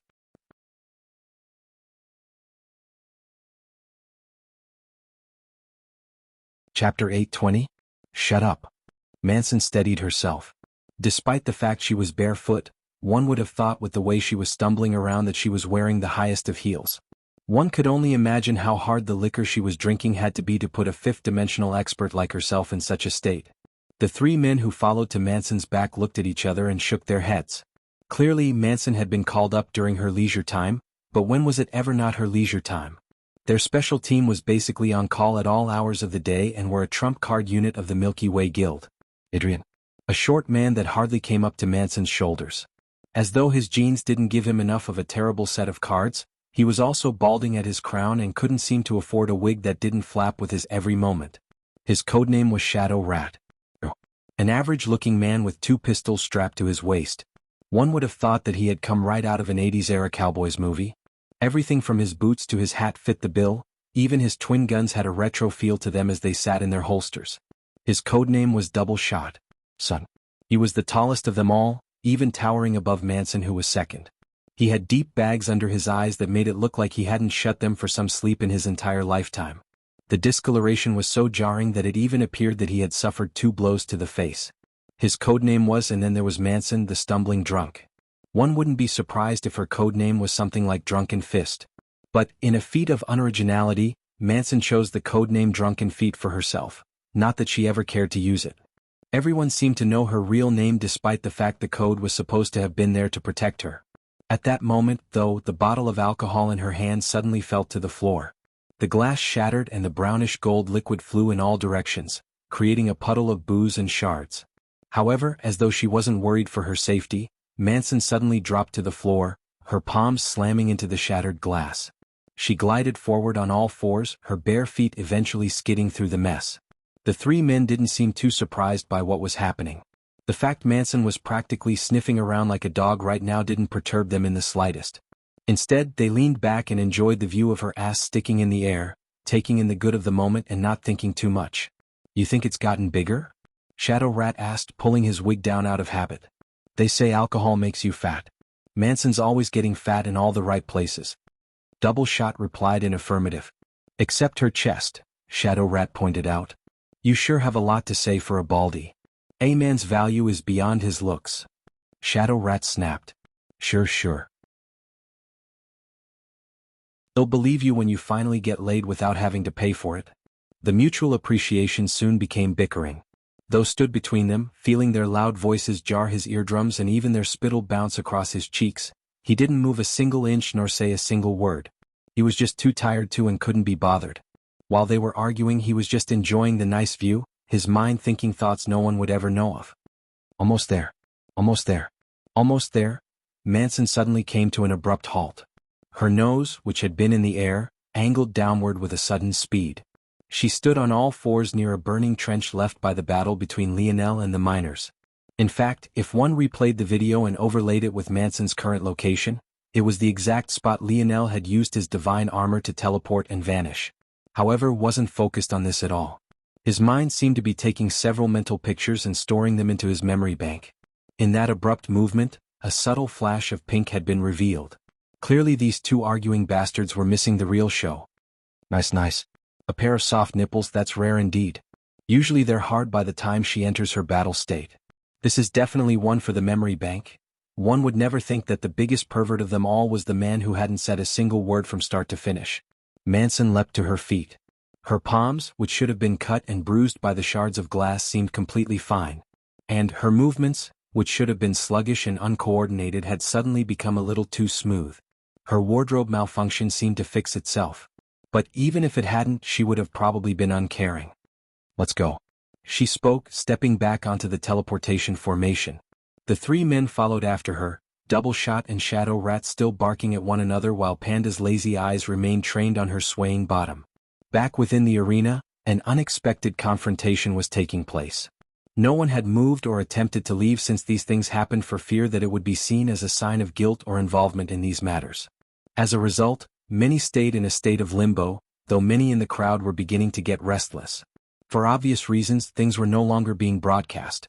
The Milky Way Guild had no intention of showing off just how difficult it was for them to catch Lionel. And even the blaring alarms had finally come to a stop, leaving everyone in a state of unknowing. However, at that moment, while everyone was trying to remain blameless, a clash was occurring, the culprits of which were unexpected. On one side stood Lionel's teammates. On the other stood Yuri and Aina.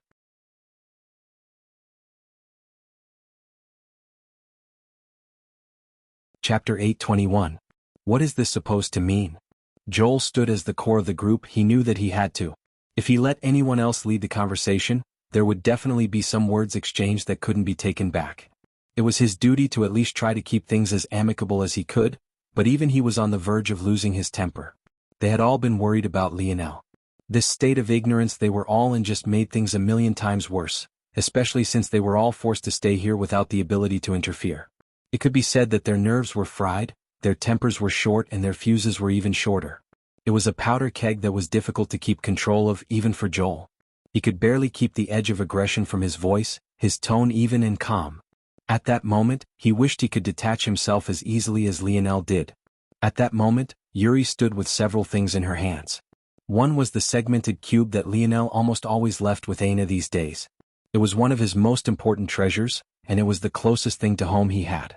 His reasons, then, for leaving it with Aina so often was clear. He wanted her to know that he would always return, that she was where his heart was, and only with her could he truly unwind and relax. The second was a talisman that lay on top of it. From time to time, the talisman would light up as though someone was trying to make use of it.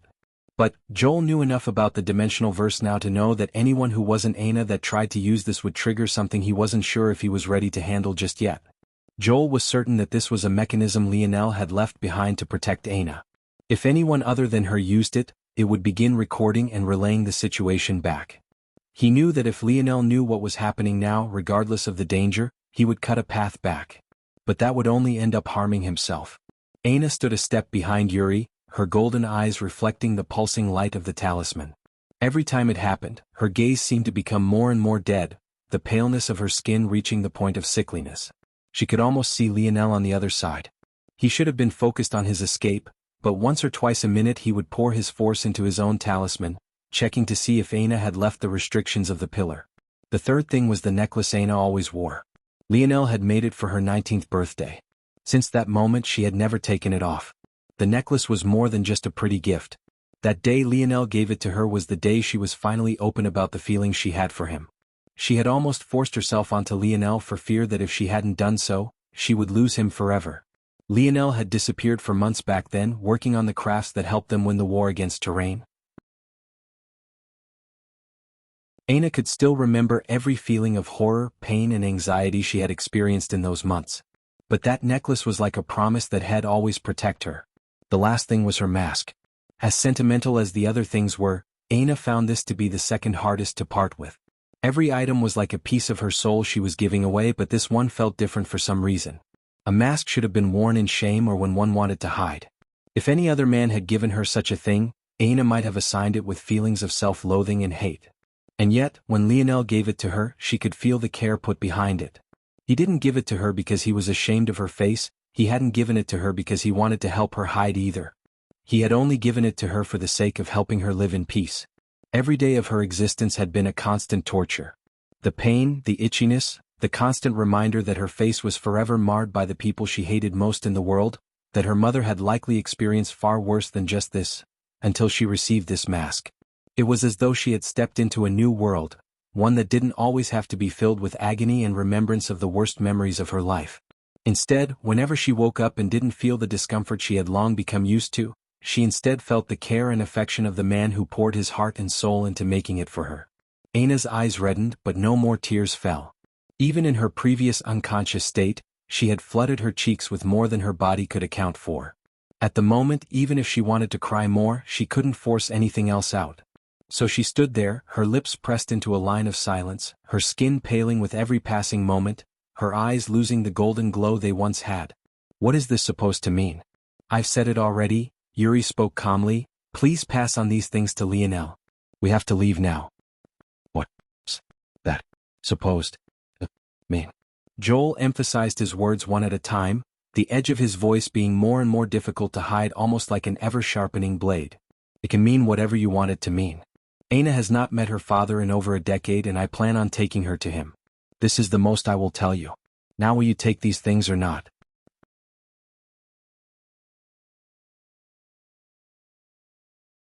Chapter 822. Joel felt like he might snap, and he wasn't the only one. To his back, the towering walls that were Raj and Milan were like raging bulls wanting to go. Even the rookie Drake, who was usually the most quiet and reserved of them, was staring daggers at Yuri. If it wasn't for their being raised on Earth and being uniquely keen on the differences between men and women, something that was far less prevalent in the dimensional verse, at least in terms of strength, they would have most definitely lashed out already. It was safe to say that had Yuri been a man, even Joel would have thrown the first punch already. It was one thing for Yuri to be speaking so rudely to them, but it was something entirely different for Aina to not even try to speak at all. Even if it might not be the case, it felt like she was looking down on them. While others might have been inclined to go easy on her because of her beauty, Lionel's teammates felt the exact opposite. They had never looked toward Aina as a potential partner to them. In their eyes, she could only be with Lionel and no one else. For all they cared, she could be a goddess and it would still be the same. If anything, her beauty made them look at her with an even harsher light. On the other side, it wasn't that Yuri wanted to be harsh, but if she wasn't, how would she move the spotlight from Aina to herself? With how fragile Aina was now, could she handle the scrutiny of these men? None of them were Lionel, but they were the closest things to brothers that Lionel had in this life. It felt as though she was facing the derision of his family.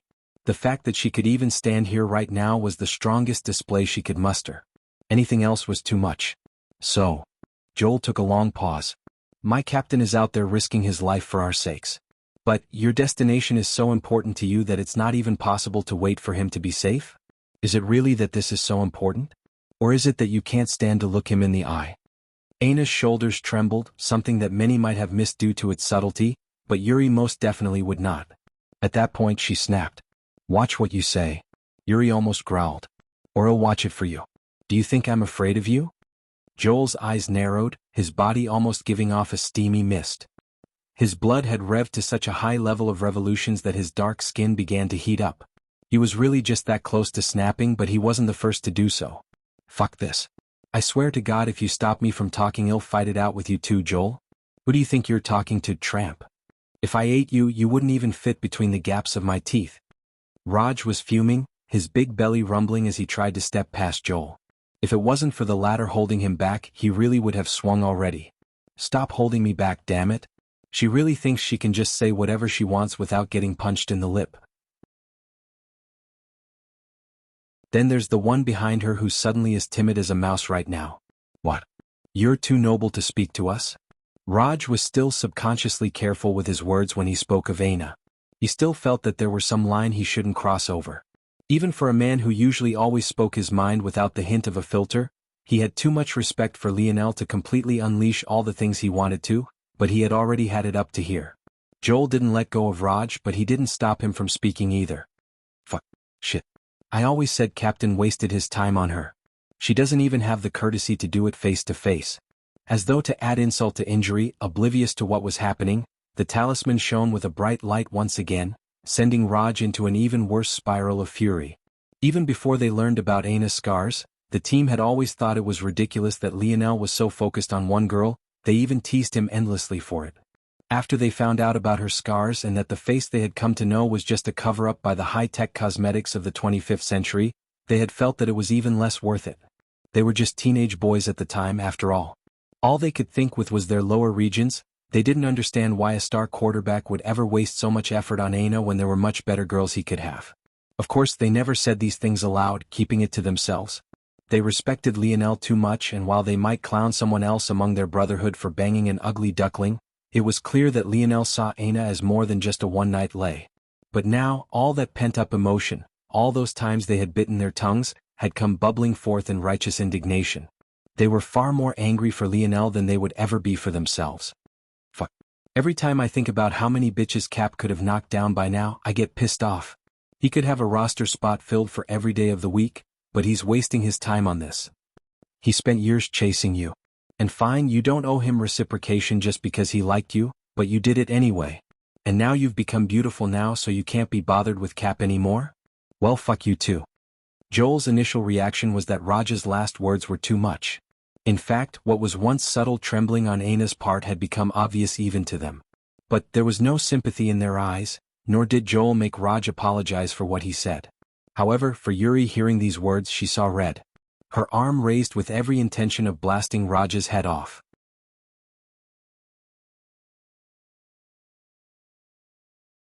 Chapter 823. Don't fight. These words didn't come from Aina. She was in too much of a daze from Raj's harsh words to even register what Yuri was about to do. If it wasn't for this person calling out, they would have definitely crossed a line of no return. Yuri might have only been trying to protect Aina, but killing one of Lionel's brothers would have been as good as signing a death warrant.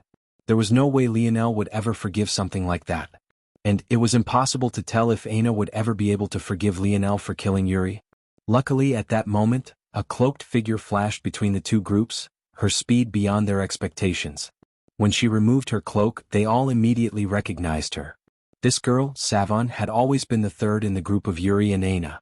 Though Yuri had known she was here and among the 9 seated geniuses, Savon had been keeping her distance from Aina and Yuri ever since Conrad's death. Back then, when Aina did something no one ever expected her to do, it was probably Savon who had been most jarred along with Lionel about that experience.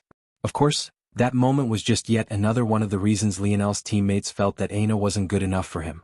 They knew their captain well and could tell that the image he had built up of Aina until that point had all come crumbling down in a single instant. As devastated as Lionel had been that day, Savon was equally so, albeit for somewhat similar but mostly different reasons. Savon had always been the abrasive friend. When Lionel persisted in always asking Aina out, it was her who tried to draw a line between them. But things hadn't always been that way. Savon might have seemed to have a fiery and combative personality, but that was only because she had wanted to protect Aina. She hadn't had very many friends in her youth. Much like Lionel and Aina, she had only been able to enter Royal Blue Academy because she was found to have a 5-star profession. With how poor her family was, making friends in a school filled with noble children seemed impossible. Until she met Aina. Aina always had a shy and reserved smile, but she treated everyone the same. Savon had long since forgotten the details, but by some miracle she had managed to make her first friend. Savon had always been protective of that friendship, and it eventually translated toward always wanting to protect Aina. But the image she had of the girl she always admired and respected crumbled that day. The result was her maintaining her distance, not quite knowing how to confront her emotions. She closed off and shut down just the same way she always had before she ever met Aina and Yuri. In the past few years she had dealt with a lot on her own. The death of her parents. The difficulty of a young girl living alone in such a cruel world. She had even survived a war and managed to make it this far. Having done all of this on her own, she had more than just a little to be proud of. In truth, she hadn't planned on interfering in this situation. She didn't have all the information, she had no idea who was in the right or who was in the wrong, or even if there was such a clear line between the two at all. But, as the argument became more heated, it became too difficult for her to ignore. The final straw was when she saw Aina on the verge of collapse. For a moment, she flashed back to the same shy girl who had reached out a helping hand to a younger her without a single friend. Right then, she felt that maybe the Aina she had known wasn't as much of an act as she thought. "Don't fight," Savon repeated. "Whatever disagreements you have, even if they can't be fixed through words, just give it time to breathe. Don't say or do something you'll regret for your lifetime." Yuri's hand trembled in the air before she clenched it into a fist. She held all of Lionel's things in a single hand before pushing it forward to Savon. "Can you please give this to them? They won't accept it." Savon opened her mouth to respond, still feeling slightly uncomfortable. But before she could say anything, it was Aina who finally stepped forward, her gait somewhat uncoordinated and shaky. She reached for the things in Yuri's hand, not allowing the latter to stop them as she took them and stepped past Savon. Her arms trembled and her head lowered as she stretched the items toward Joel. In his mind, Joel had every intention of still refusing, but his arms almost moved on their own. Though the anger within him was still bubbling forth, it somehow felt suffocated. Unable to control her mental coercion, Aina's feelings were practically painted all over her sleeve. For a moment, Joel, Raj, Milan and Drake felt like those feelings were theirs. Joel took hold of the items, clenching them just a bit too tightly. But, considering the quality of them, they were hardly affected in the slightest. "I'm sorry," Aina said softly, the trembling of her voice almost making Joel feel some sympathy. But he managed to keep it down. He had dealt with his fair share of women in his life. They had always been good at turning on the waterworks when it suited them before going off and doing whatever hurtful thing they wanted forgiveness for anyway. Even if they were in the wrong, somehow they would make you feel bad for it. Joel had no intention of allowing such a thing to slide so easily. He didn't know if these were Aina's real emotions or not, or if it was just a facade. But it didn't matter to him. The talisman lit again, filling the silence that hung in the air with the soft whirring of energy. Joel looked down at it, his anger threatening to bubble back up again. "These aren't words you should be saying to me," he responded coldly. Joel turned and led the boys away. Lionel dashed through the cave pathways, making use of blind spots in the monitoring system to quickly gather up the materials he needed. His ship only needed to accommodate a single person, so he didn't need much. Even if he had to pull his knees to his chest, he would do it. He had no idea about the clash between Aina and his teammates, nor did he know that a group of 4 was stalking toward his location, led by a woman who seemed to have the nose of a hound. Important announcement below: April 28, 2022.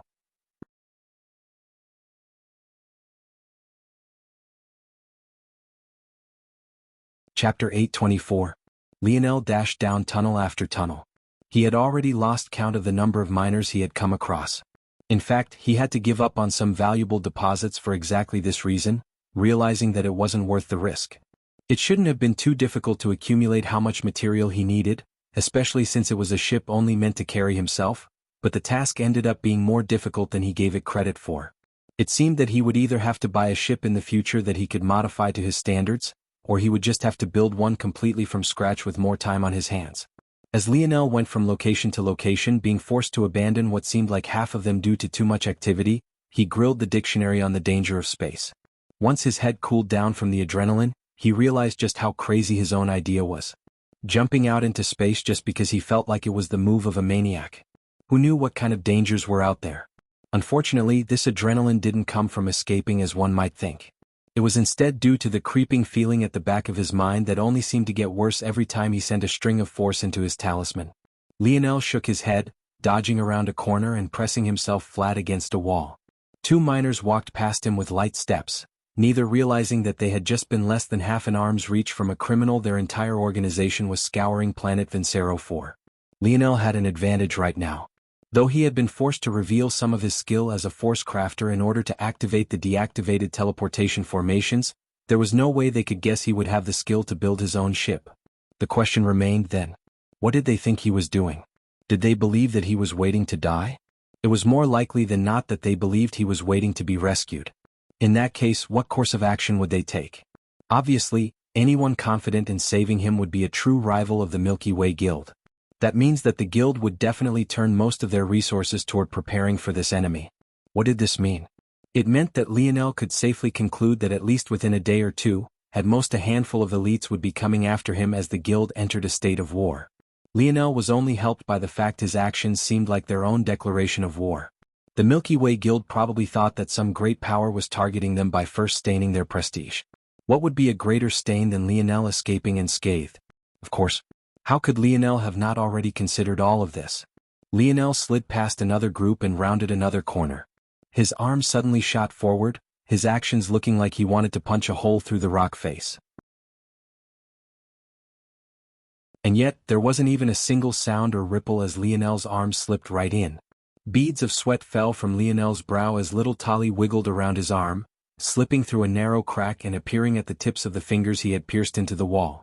With deft movements, little Tali devoured a large cavity around the ore Lionel was aiming for before the ore vanished into his spatial ring. Lionel pulled his arm out along with little Tali and sprinted away. The wall his arm had just been through seemed completely untouched. Lionel gulped down huge breaths as he ran. That was already the dozenth time he had completed that action and he felt he was already pushing himself past his limits. That should be enough for now. If he didn't recover, he would end up placing himself at risk. Using spatial force, especially without activating his divine armor first, was really taxing for Lionel. Unfortunately, activating his divine armor alone was even more taxing. Lionel could only blame himself for this, honestly.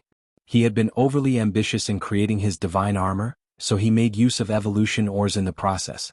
As a result, an armor that should have been peak 4th dimensional at best, was comparable to the 5th dimension already. The fact he could use it at all was a miracle.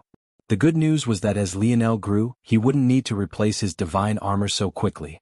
And once he broke through, his spatial affinity would skyrocket.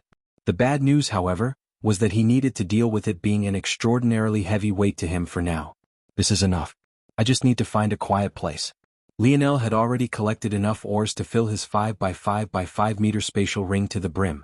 Luckily, he had some snow globes he always kept on hand to give him some breathing room in this regard, or else he might not have had enough.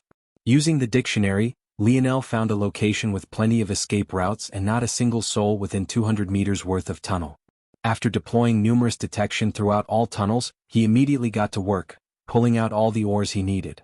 At the same time, the over 500 split minds he had assigned toward designing the blueprint of the ship had already formulated several iterations and tested them all using the information about space the dictionary had given. Let's go, little Tali.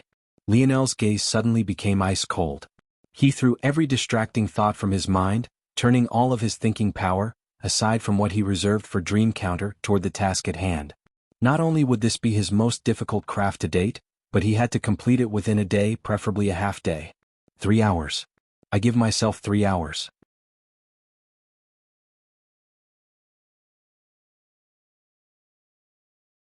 Chapter 825. Lionel opened his arms wide. Suddenly, little Tali, who could fit neatly around his wrist, became a large blanket of liquid silver metal. If the little guy, or rather, not so little anymore, wanted to swallow Lionel whole, it was more than possible. In 2 years without Lionel, little Tali had grown stagnant. But even before that, the metal spirit had long since entered the 4th dimension and was well on his way to the 5th. If not for Lionel stalling his progress, he would have already entered such a state. Luckily, despite still being in the 4th dimension, little Tali didn't seem to have many problems swallowing and molding 5th dimensional metals. But this only made sense. After all, in order to step into the next level, a metal spirit would need to be capable of devouring one step above it. That said, there was less ease to it. Lionel had to be more forceful and deliberate with his control. The difference was akin to filling a cup with water versus filling one with wax. In the first case, the water would easily take the shape of the vessel. In the latter case, though, the wax would have to first be melted. And, in the case that it wasn't melted, one would have to struggle to mold it by hand and press it into the shape you wanted. Given this analogy, molding 4th dimensional metals was like water, while molding 5th dimensional one was like wax. Even with this being the case, though, Lionel's skill didn't seem to miss a beat. His mind had split so many ways that he could control every minor little detail with a level of comfort that made it seem as though it was no more difficult than it had ever been. The design Lionel had decided upon would be centered around the dictionary. It would be his navigator and his trusted AI. Lionel had reached a point in his skill where he was confident enough to do this, and he also realized that it would make much of the rest of the process easier on him. With the internals figured out, all he needed to focus on were the defenses of the spacecraft and its propulsion system. The outer hull would be an alloy of splitting sky and dusted cloud Oregon. The inner hull would be formed of whistling howl Oregon splitting sky or was a durable but light wind elemental type Oregon. It was very good at deflecting winds and dealing with high speeds. At the same time, it had more durability than the usual wind elemental ores. Its domineering name came from its wind nullification ability. A location where the ore swept through would be devoid of wind force for a moment, at least that was the illusion that it portrayed. The truth was that the wind elemental force was being frozen, its particles attracted to this or almost like a magnet. This usually made this or a good option for wind elemental weapons used by those who had mastered momentum-type techniques. However, this was maybe the first time such an ore was being used as the shell of a ship. Dusted cloud or was a star elemental type Oregon. It was named as such because it was often used as a finisher, somewhat like a coat of painting for certain types of ores. This coat of painting, though, was great at muting the effects of the metals it coated, as well as giving it added durability and heft. Finally, whistling howl or was a wind elemental vein type or capable of using accumulated wind force. Usually, ships were either designed with light or space elements in mind. It was rare for an interplanetary ship to be built with the wind element as its focus for obvious reasons. It wasn't the most efficient. There was only so fast wind could propel you through the vastness of space. However, Lionel had his own plans about this matter. His conviction only seemed to grow as his hands moved faster and faster. It went without saying that while Lionel had improved his crafting through his dream world in those 2 years, he also improved his hand and finger speed and coordination. He was already at the superior grade 2 designation at a bronze standard. If it wasn't for the limitations of his body, he knew that he would already be at a superior grade 1 designation. The hours blazed by one after another, Lionel's hands never pausing for even a moment. In fact, he only seemed to quicken his pace as though he was only becoming more and more comfortable. "Since you're already here, is there a need for you to continue to hide?" Lionel's voice came suddenly, his hands never stopping. Bits and pieces of ship seemed to come together like fusing tides. But Lionel knew he wasn't quite finished yet. Of the 3 hours he had given himself, only 2.5 of them had passed. It seemed that even his worst-case scenario wasn't as worst case as it should have been. It could only mean that those looking for him were indeed quite skilled. Lionel believed that best shot at finding him would be some sort of tracking ability or a minor level of omniscience similar to Goggles.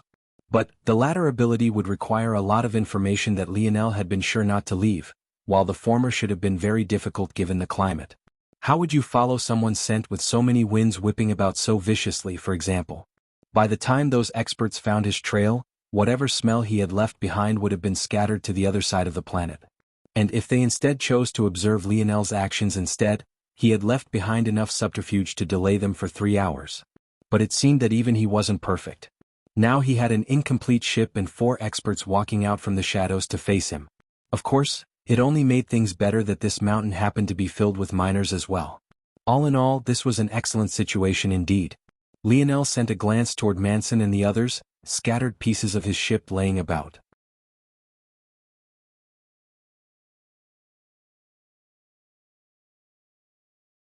Chapter 826.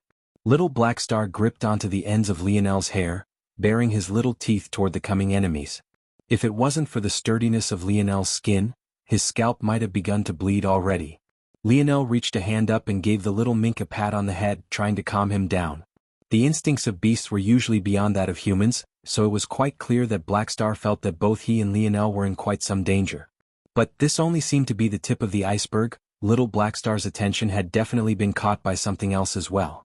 Manson's gaze wasn't on Lionel. Rather, from beginning to end she had never taken her eyes off of the scrap metal, or what seemed to be scrap metal, before them. Even now, she couldn't be certain of what Lionel was building and didn't even know if it was 1 step away from completion or if it was 100 steps. This was why she had chosen to be cautious from the very beginning, whatever hint of drunkardness she had having vanished a long while ago. She had been hoping that she could observe in silence for long enough to figure out what it is that Lionel was building, but she hadn't expected to be called out like this ahead of time. With Shadow Rat's abilities, being found out before they wanted to be found out almost never happened. It was safe to say then that the one who was most shocked was the short man with the flapping wig. In fact, he forgot to hold it down for a moment, causing it to almost flip off his head entirely.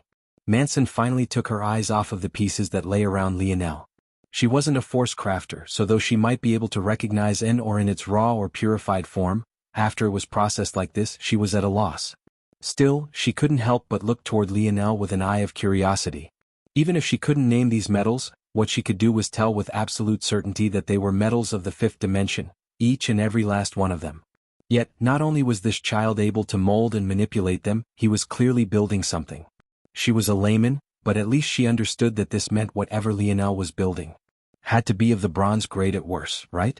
Manson's heart skipped a beat. 3rd dimension. 21 years old.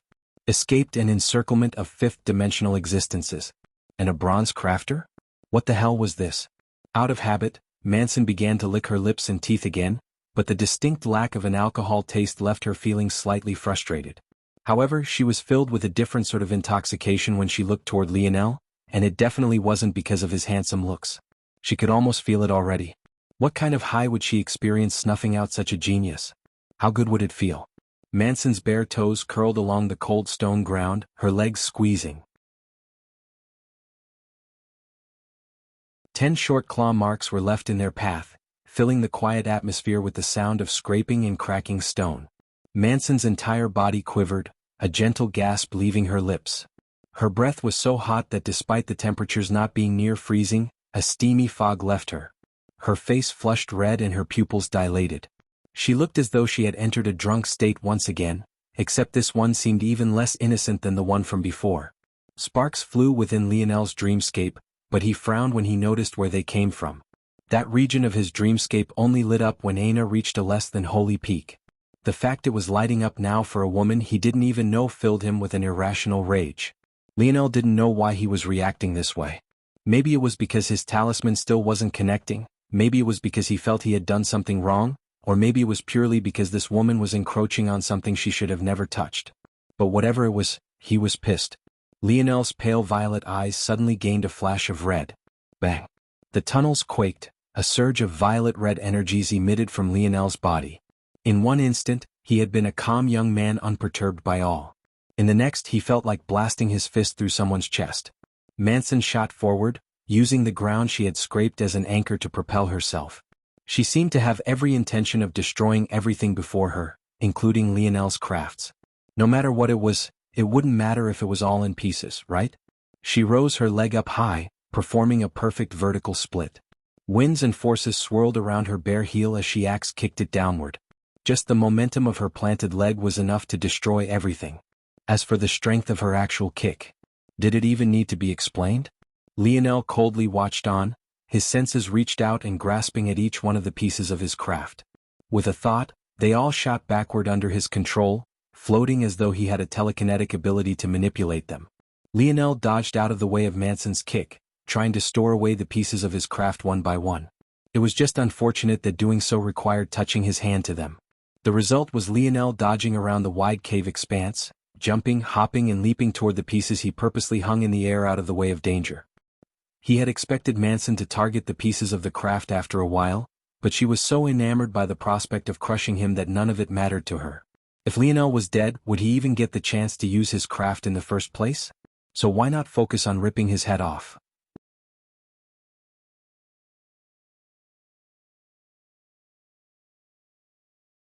Chapter 827. The seething rage pumped through Lionel's veins. He tried to rationalize it, but after a moment he was too pissed to do even that. Every time Manson felt like she was close to bursting his head like a watermelon, her body would be rocked by a wave of pleasure and spark yet another connection in Lionel's dreamscape. After the third time, Lionel cut himself off from that bundle of connections entirely, his thoughts fuming.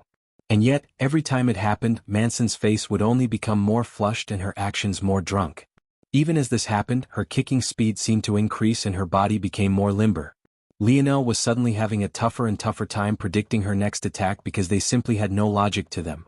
This forced him to go from using his predictive model toward his muscle analysis model. Lionel was under no illusions about his strength versus Manson's no matter how pissed he was. As far as he could tell, Manson was Tier 2 of the 5th dimension while the rest of her companions were Tier 1. Lionel wasn't able to dodge her attacks because he was strong enough, he was completely relying on his ability to do so, and that was quickly becoming almost impossible. As though Manson was just stretching her limbs and only just getting into a rhythm, the whistling of her kicks became sharper and sharper, trailing Lionel by a hair's breadth. The kid survived quite a while. Doubleshot spoke, his hands itching. She just likes playing with her food. Just enjoy the show, she's getting more perky. Shadow Rat responded. As usual, didn't say a word, taking a snapshot of every wardrobe malfunction he could catch a glimpse of. This is some good material. It'll last me at least a week. This is good, really good. It's been about half a minute, don't you think the miners should have heard something by now? Shadow Rat asked. If they know what's good for them, they'll stay out of Manson's way. I doubt she'll go as easy on them as she's going on this kid. It might also be that they're just used to it and know to mind their own business, Shadow Rat replied. I used to work the mines too. Everyone is trying to meet and surpass their quotas for an extra bit of cash. Stealing someone else's deposits isn't very rare. Fights like this happen all the time. I forgot you were a sewer rat before. Go fuck yourself, you think it's easy being here? I made more money doing this than you've seen in your lifetime. Maybe if you had made less money and had gotten more sun, you'd be less bald. I hope your gun jams, son of a bitch. I hope your wig glue dries like dandruff, baldy. Bang. Lionel felt his hair whip about, the side of his uniform hammer pants gaining a large rip as Manson's failed to land yet another axe kick. Her heel shattered the ground, but immediately became an anchor point as she swung her other leg in a roundhouse. Her kicks were as fluid as any sequence of punches. They were relentless and flexible, perfectly timed and powerful. At that moment, Lionel grasped at the last piece, allowing it to vanish into his spatial ring. He rolled to the side, avoiding another disastrous heel and leaping up to his feet. Despite the unmoved look in his eyes and the all-pervading coldness that exuded from him, his actual appearance was quite terrible. His clothing was ripped in many places, his skin was already dripping with sweat, and the flying particles of stone that had hung in the air due to Manson's violent barrage clung to him, making his look dirted and battered. Still, despite all of this, he still didn't have a single injury on his body. Even as he breathed long and hard, his body moved freely. This is about 20% of her strength. The others still haven't moved because they're quite confident in her ability to end all of this. Should I take the opportunity to kill her? Or should I run? Lionel coldly analyzed Manson's actions, dodging in a sorry state every time. He had already thought of 3 plans with a better than 80% likelihood of ending in her death, each one more bolted down and perfected than the last. But every time he hesitated about whether to proceed, Manson's brow would twitch and her actions would shift. It was as though she subconsciously felt that something was about to happen and reacted accordingly. The more drunk her mind became, the sharper her instincts were. None of her actions actually countered Lionel's intentions. However, the fact she reacted at all sent alarm bells off in Lionel's mind. If she could adapt with nothing to go off of now, then the more information he gave her, the better her adaptation response would be, and the less chase he would have at succeeding. If it wasn't because he was infuriated, Lionel would find this ability of Manson's to be fascinating. But the fact she seemed to need to be inebriated to use it was a huge negative. Unless she could fight someone she wanted to kill as much as Lionel. In that case, Lionel's foot planted, his body attempting to slide by Manson's kick. It shot down from above, barely missing his chest by a centimeter. Yet, before it even had, in a feat of shocking flexibility, Manson's back arched backward, planting her palms to the ground as she aimed her once-planted leg for Lionel's chin. Usually Lionel would dodge. But a kick from Manson's currently bridged body position was likely amongst the weakest in her arsenal. It was still enough to tear the head off a fourth-dimensional existence 9 out of 10 times, but Lionel happened to be the one. Bronze runes flickered to life beneath the grime and sweat on Lionel's skin, fingers from both his hands intertwining as he went to block Manson's kick. Shadow Rat, Double Shot and Panda's eyes glowed. A blow was finally about to connect. It was a nice run, but it seemed the kid was at the end of his rope. However, what happened next shocked them. It wasn't because of the result of the kick, but rather because of what happened before it even landed. Manson shouted out, calling to her team members. "Shoot now." Her words slurred, but the meaning was clear enough. She wanted them to interfere? Despite his confusion, Double Shot reacted on instinct. His gun flipped out of its holster with an unconscious speed, his palm sliding back across its barrel twice in quick succession as he shot from his hip. The world slowed in his eyes. He could already see the bullets piercing Lionel, whose hands were still prepared to block Manson's kick. One through his throat, the other through his skull. As slow as the world was for Double Shot, though it was even slower for Lionel. But this wasn't the happy tale one would have thought it was. "The shameless bitch," was just the first of Lionel's thoughts.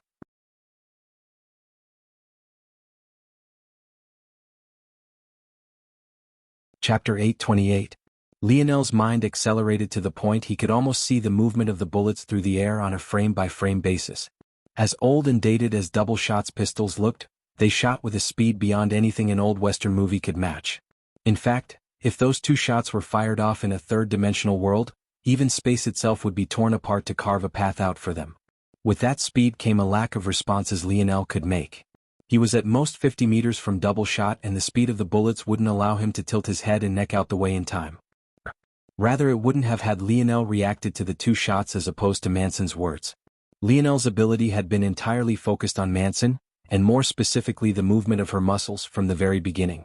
The moment her throat prepped to speak, he had already picked up on it. For a woman who hadn't spoken a word since she entered, what could she possibly be preparing to say? Obviously it wasn't for idle chit-chat or smack-talking, so she could only have been calling for her teammates to take action. Assigning a probability of over 90% to this, Lionel had already been prepared. The earth beneath one of Lionel's planted feet shot up at an angle, sending him flying to the side. The upward swing of Manson's kick reached him long before the bullets would, and even as the earth rocketed him to the left. One would have thought that Manson's toes would be fragile and delicate like most everyone else's, but just a slight graze against what was just Lionel's prepared defenses tore a bloody gash through his wrist. Lionel's jaw clenched as he rolled out of the way, sending one of his minds to inspect his injury. It was luckily only skin deep, but it had only been a small measure away from damaging his muscle and ligaments. Had that happened, he didn't know if it would still be possible to complete his craft. His hands were too important. Lionel thought he had accounted for the upward swing of Manson's kick. Yet she somehow managed to change her trajectory just enough that he was both nicked and was unable to react at the same time. To make matters worse, she actually tore through his bronze rune-activated defenses so easily. As surprised as Lionel was, Manson was even more so. She had been certain that she would at least lop Lionel's wrist off with that kick, but she found more resistance than she expected. How did he have such a strong body?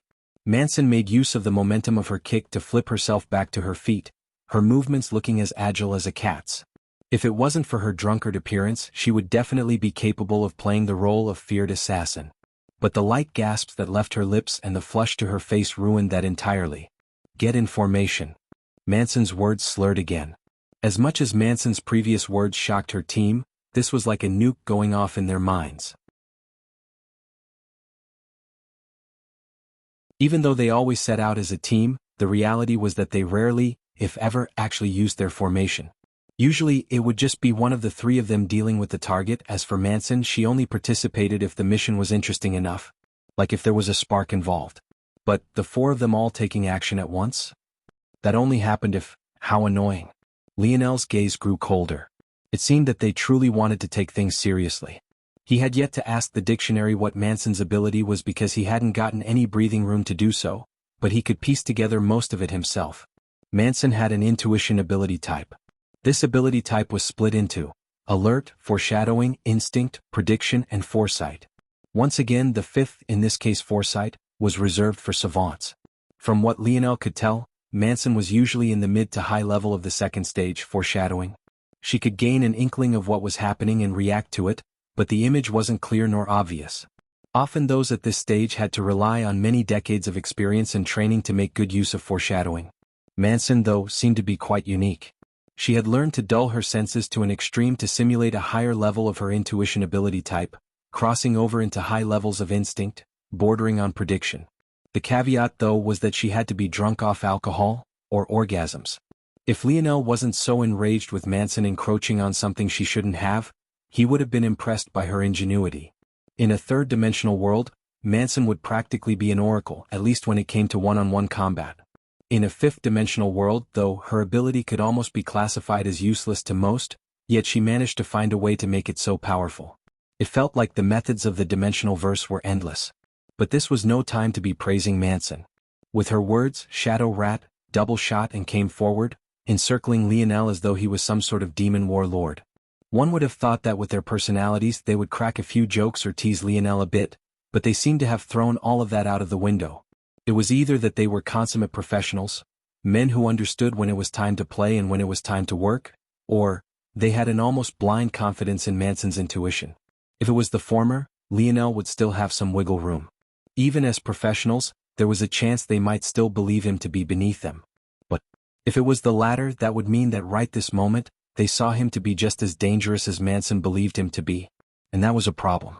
The blood from Lionel's nicked wrist rolled down his forearm and pooled at his elbow, culminating into a drop that fell toward the cracked stone floors. As though a cue, the instant it rebounded against the ground, Panda's aura surged as the entire hollowed cave was plunged into darkness. Important announcement below, April 28, 2022.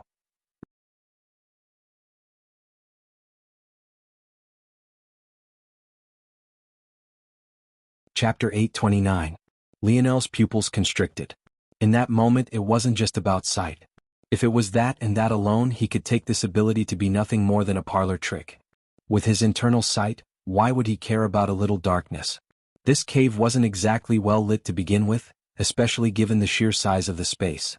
However, it wasn't just that. Lionel felt his senses get cut off one after another. First it was sight, then hearing, then even his touch went. As a final cherry to top it all off, his proprioception was completely cut off.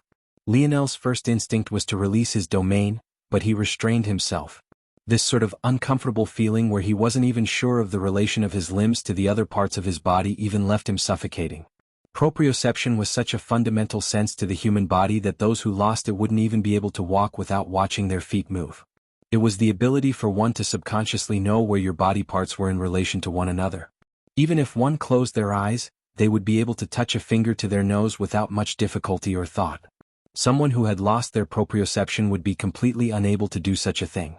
Just living day-to-day life without proprioception was enough to drive someone mad, let alone having lost it in the middle of a battle.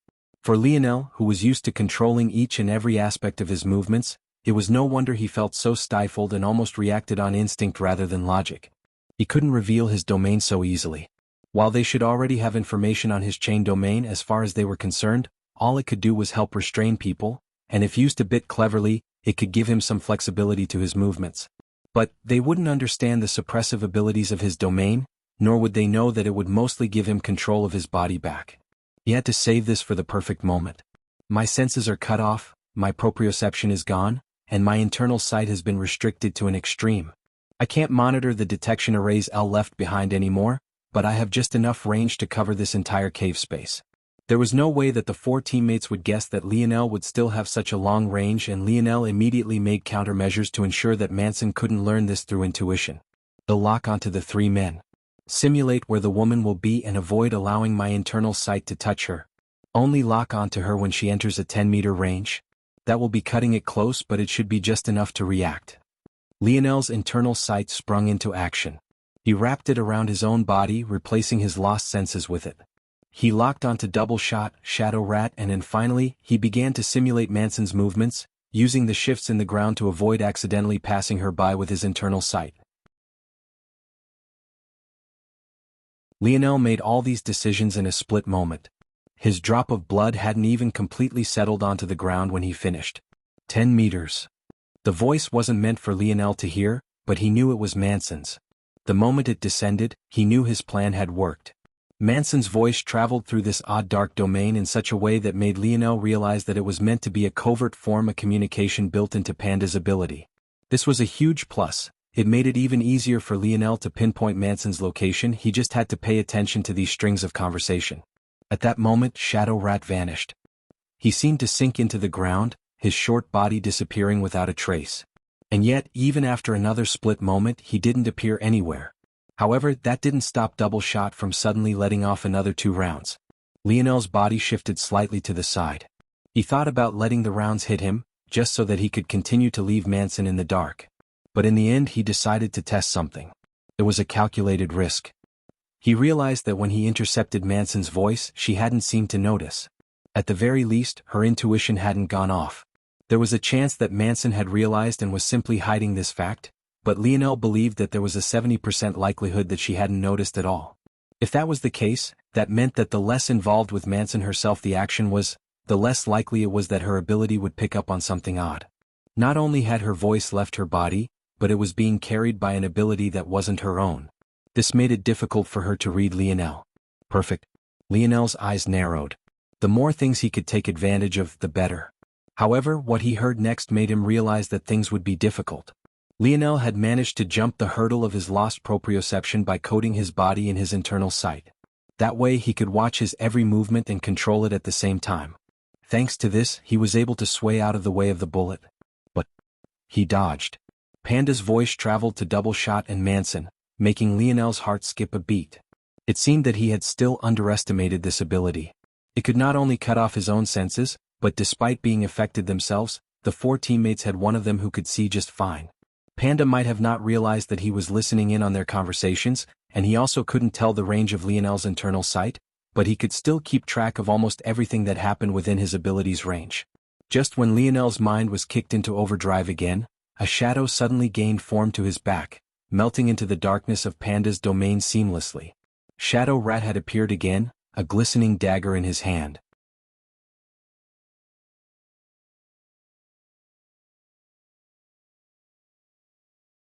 Chapter 830.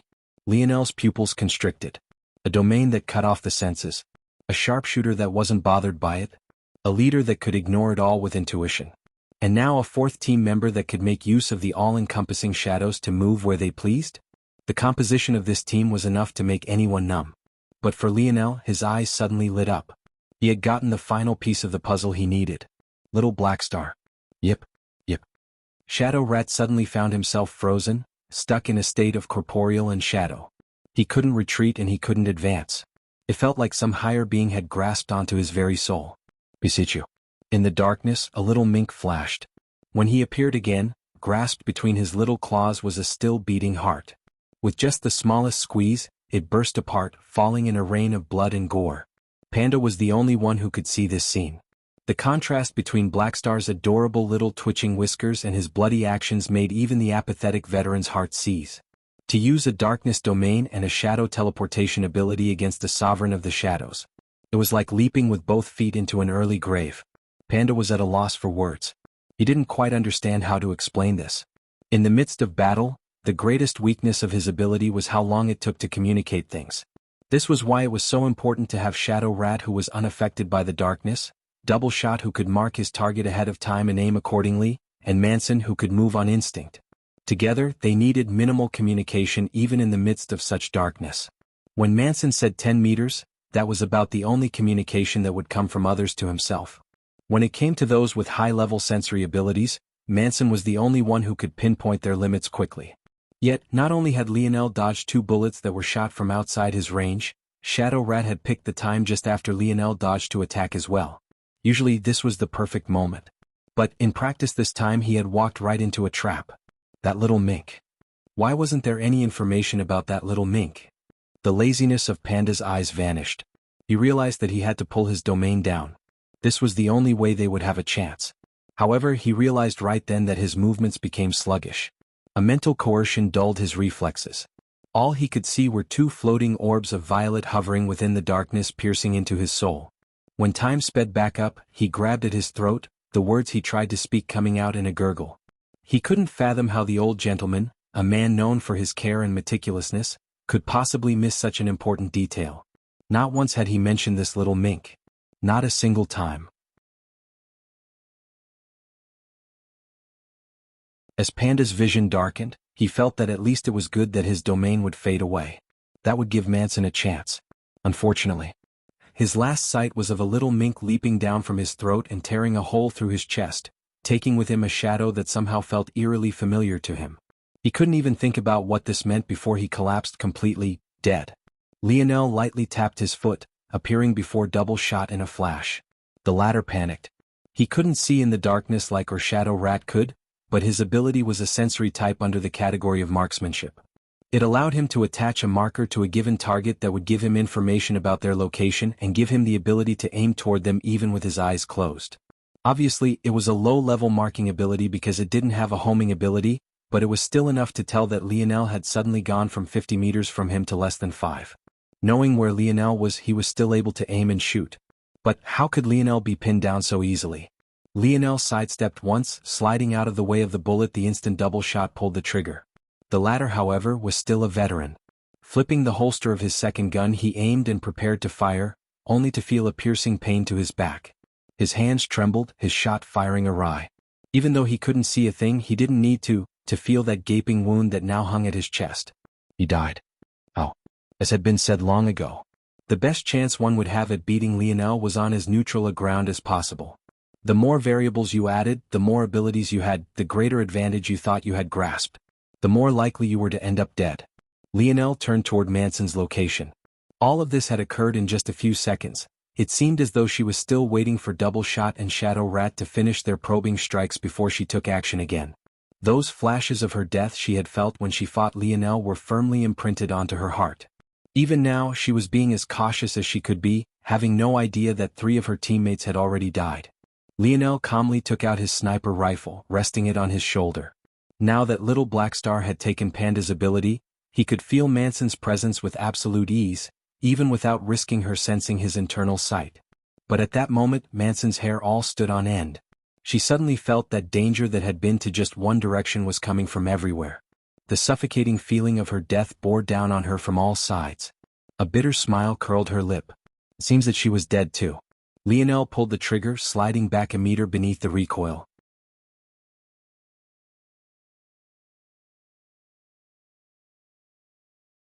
Chapter 831.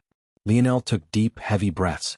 As the domain faded and Little Black Star hopped back to his spot on his head, the last shards of sparkling crystals shattered and collapsed before the barrel of the sniper rifle.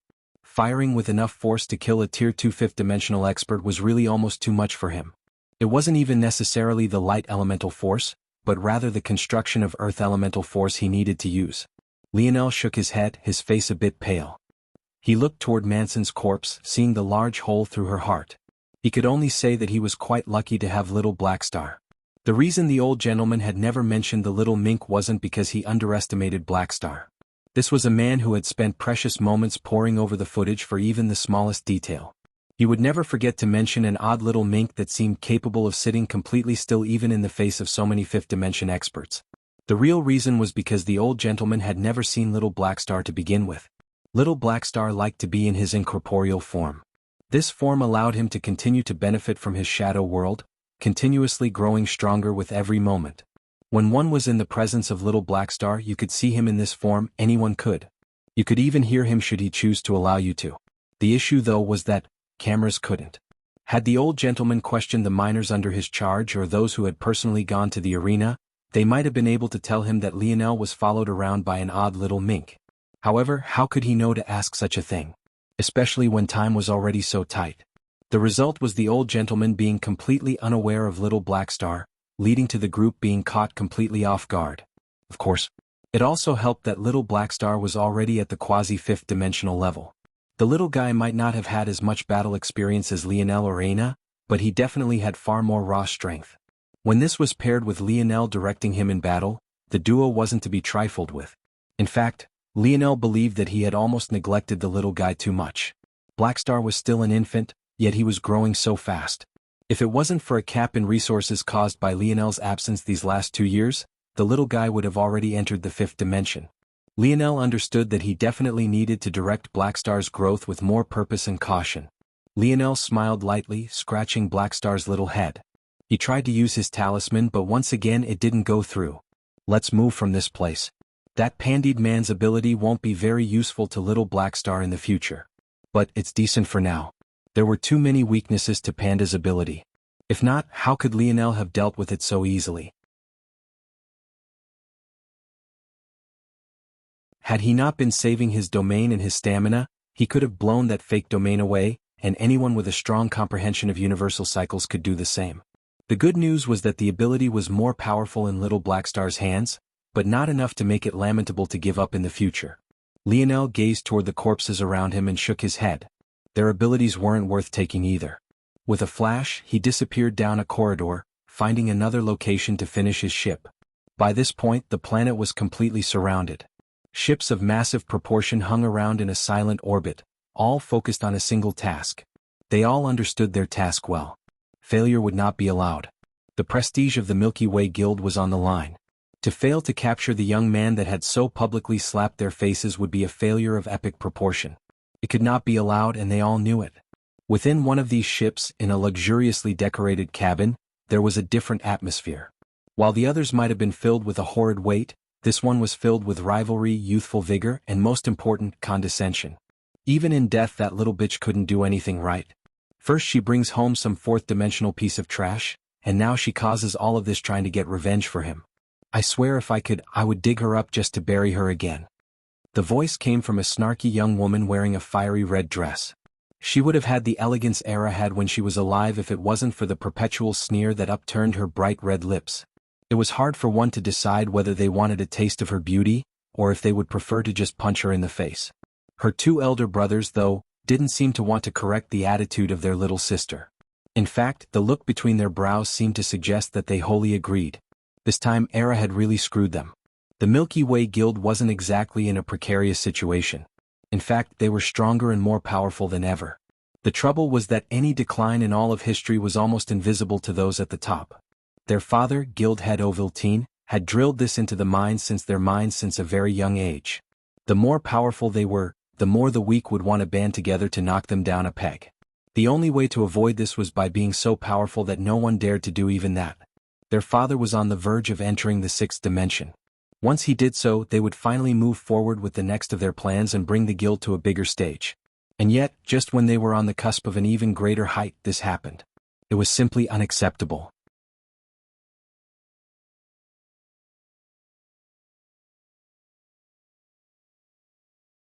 Chapter 832. Greta Ovaltine. As annoyed as the many guards of the Milky Way Guild were at the prospect of being assigned to Era in the last 2 years, it was less annoyance and more dread when the target of protection was Greta. As abrasive as she was now at a seemingly unique situation, she seemed to find any number of reasons to act like this on a day-by-day basis. If it wasn't Era who became her living, or rather dead, target, it would have been someone or something else without a doubt. However, there wasn't much that could be done about this. Greta, unlike Era, was a great talent valued by Guild Head Ovaltine. It might seem from the situation in the luxurious holding room of the flying ship that there were only 4 Ovaltine siblings, especially with how they ragged on the now-deceased Era, but this couldn't have been further from the truth. Guild Head Ovaltine had just one wife, but dozens of women he frequented. Unfortunately for those women, frequented was the best word to be used to describe their relationship, as the guild head never gave them any status, not even a lesser title like concubine. Of the 3 siblings here, only the eldest among them, Tobin Ovaltine, a young man whose standout feature were his blazing green eyes, was from the only wife of the guild head. The other 2, including Greta, were from these frequented women. It could be said that the only thing somewhat special about Era was that she, too, was birthed from the guild head's wife. But it was also because of this that she gained an extra hint of spiciness from Greta's ire. The truth of the matter wasn't as one might expect. The guild head didn't only marry a single woman for the sake of showing some symbolic loyalty to her. In fact, it could be said that the guild head's wife, Imera Ovaltine, was a dime a dozen. She had delicate and beautiful looks, even as she entered the later stages of her life. Her talent was decent, having entered the 5th dimension, and even having reached its higher tiers, but having no chance at entering the 6th. Her family background was not too weak, but also not too strong. If she had to be described, she was akin to a trophy in a display case, but one that could easily be glossed over in favor of the larger trophies sharing the same shelf. The reason Augustus Ovaltine chose her was because she ticked just enough boxes without ticking too many. As for why he had done this, people had their own speculations. But maybe only Augustus himself knew the truth.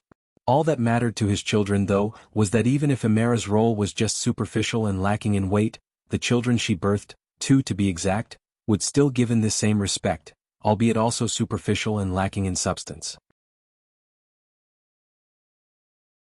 Era, simply by virtue of who she was born to, might not have been able to hold any true power in her life, but at the very least she wouldn't have to bite, scratch and claw for every chance she was given. She could live a life of leisure and without worry. There would always be as much wealth as she could spend, as much food as she could eat, as much entertainment as she could consume. She would never be wanting for anything. Isn't that why Greta resented her so much?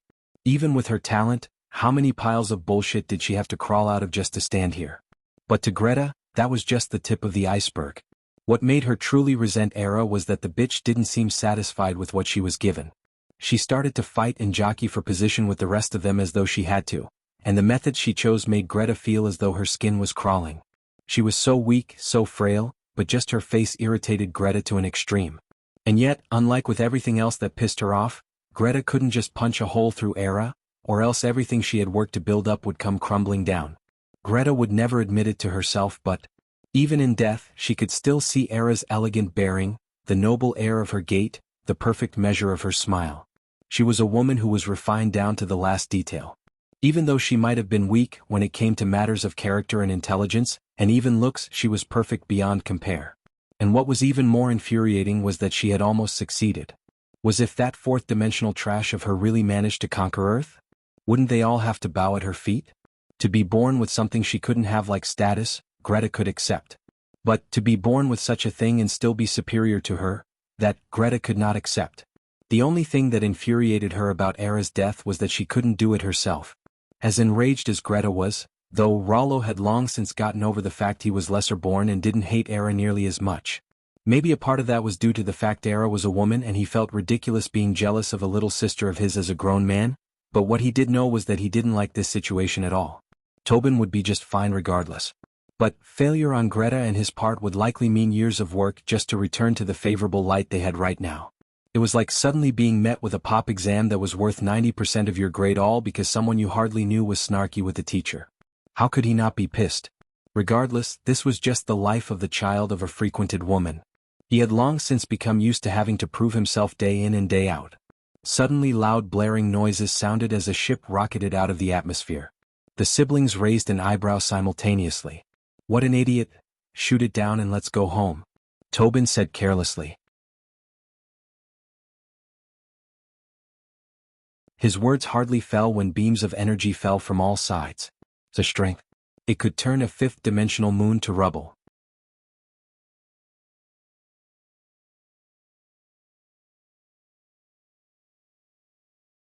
Chapter 833.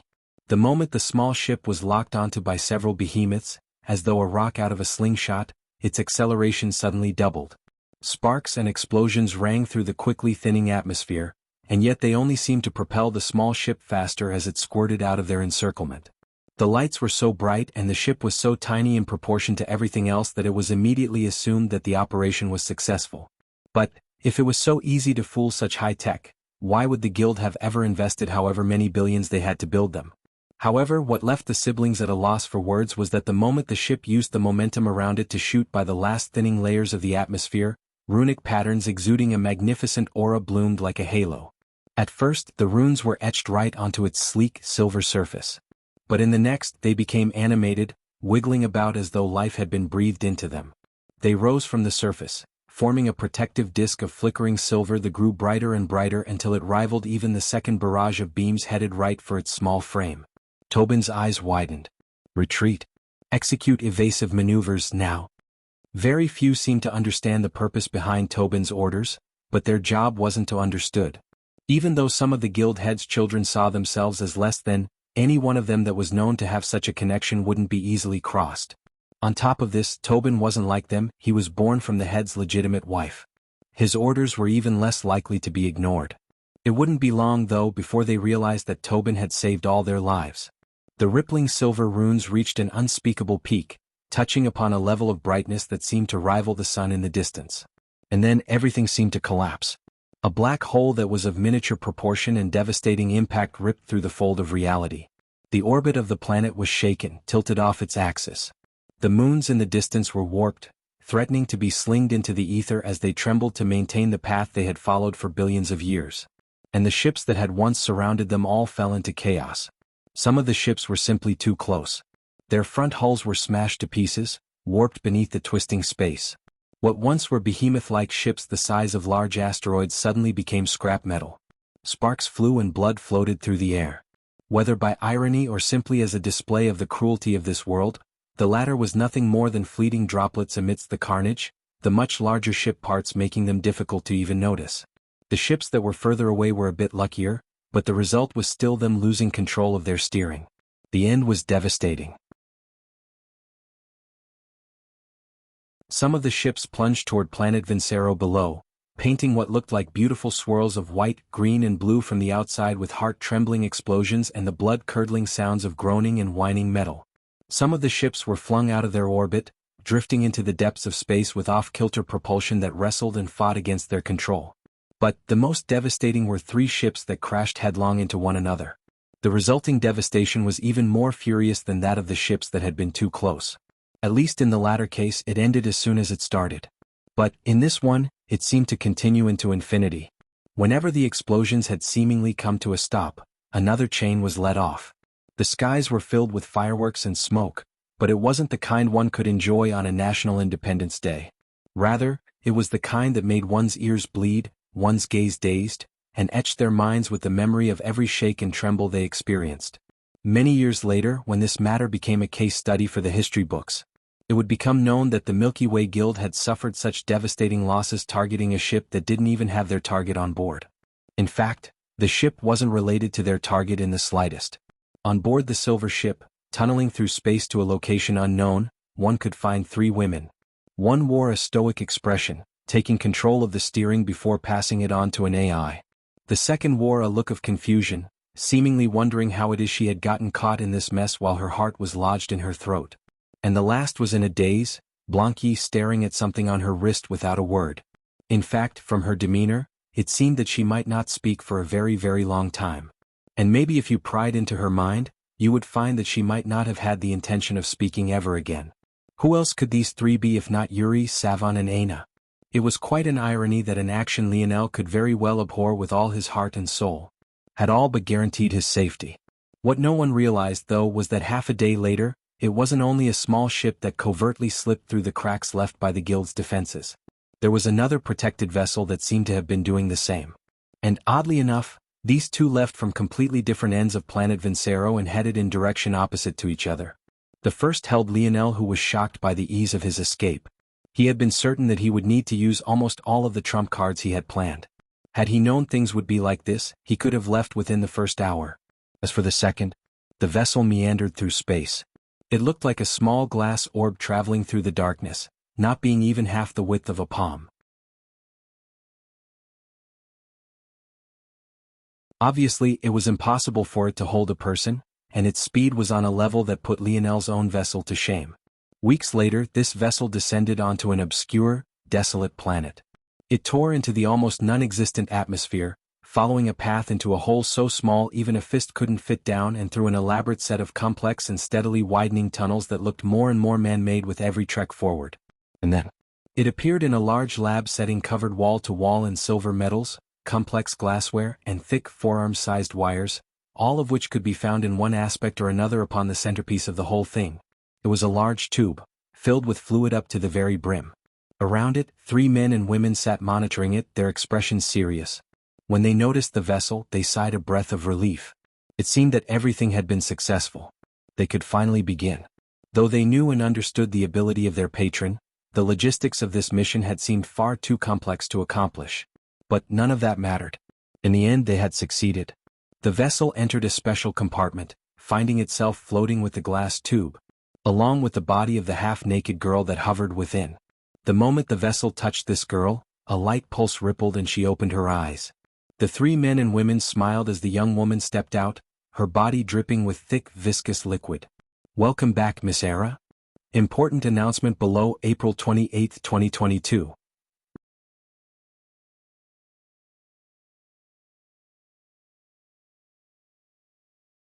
Chapter 834. Era's body and hair dripped with the thick, light blue liquid. Two women quickly stepped forward, helping her to dry off and slip a robe onto her shoulders. The liquid was a bit difficult to work with usually, but it was clear that they had long since been prepared for this. Era remained silent for a long while, but none of the three said a word to rush her. After all, she had just experienced her own death. It would take some time for anyone to become used to such a thing. The fact she wasn't having a visible mental breakdown was already enough of a testament to her fortitude. It could be said that Era's ability was quite unique and fell under the Soul Manipulation Ability Index. The existence of this ability was exactly why many referred to Soul Force as such, despite the fact it would usually be more accurately described as a mental force or pressure. Despite Lionel's talent, he had never seen any sort of manifestation of his soul. He didn't see any miniature version of himself, nor could he find a center of his consciousness. As far as he knew, there was no tangible form of the soul, or at the very least, there wasn't one for his. Era, though, was different. Those with her ability were capable of not only seeing this form, but also making use of it. As for the ability index itself, it too was split into 5 levels. Seed, root, form, manipulation, immortality. The first seed levels refers to the most immature form of the soul. It is a step beyond what most would have and is usually available to only those with either this ability, are from a special race, or have a special lineage factor. At the second level, this seed takes root. This represents a growth in the soul's strength and also an increase in its sturdiness and durability. Finally, at the third level, the root takes form. The most common form is a representation of the person, usually a smaller, more ethereal image of the body. However, this doesn't always have to be the case, especially for those who reach the fourth level. Upon reaching manipulation, not only can the form of the soul be changed, but it can now exist completely independent of the body without penalty. One who has touched this fourth level could live just as long as they would with a body as they would without one. Finally, immortality, reserved for savants. At this stage, the soul gains a lifespan as long as the planets and the stars. Even if the body decays and wilts, the soul will last far beyond this. No one is sure if this is true immortality or not, but what is guaranteed is that you will far outlive those of your dimension and even higher dimensions. All of this mostly explained the form the soul would take at each stage, but otherwise, it seemed like a useless ability unless you could reach the 4th or 5th levels. But this is far from the case. Those with the Soul Manipulation Ability Index have many abilities outside of taking control of their souls.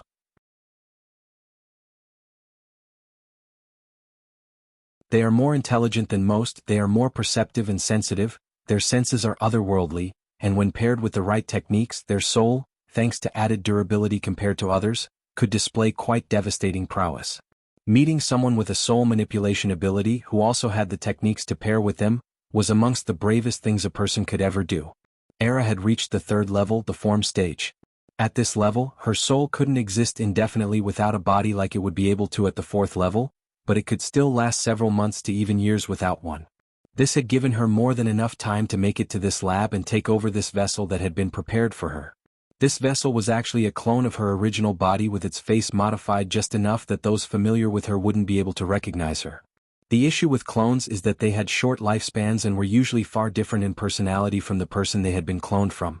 But they weren't difficult to prepare. After all, even the people of 21st century Earth, a mere third-dimensional land, could accomplish this. So, how could Era not with the resources of the Milky Way Guild? That said, the issues clones faced were all erased when it was paired with a soul manipulation ability. As long as her soul was intact, Era could do this as many times as she pleased. In fact, "You've made this body to my specifications?" "Yes, Miss Era. We spared no expense. The weaknesses of your former body are no longer present. This body has the strength of someone at the peak of the 5th dimension, and we've also given it the light elemental innate node Miss requested." "Which light elemental innate node?" Era asked. "We weren't able to procure anything high level. Integrating an innate node into a clone proved to be far more difficult than we thought. It is only an unranked light elemental innate node." "I see." Era seemed neither disappointed nor happy about this. Though it was hard to tell if this was because she didn't care one way or another, or if it was because she was still getting used to using the facial muscles of her new body. Preparing powerful clones like this had been a technology available for thousands of years already in the Milky Way, probably even longer than that when the scope of the entire dimensional verse was taken into account. The issue was that it was far too expensive for a soldier that would only last a year if you were lucky. It could be said that Era's ability was simply perfect to take advantage of this and was quite reminiscent of a certain special race of people who built their own bodies after birth. Good. Era clenched and unclenched her fists. What's happened in my absence?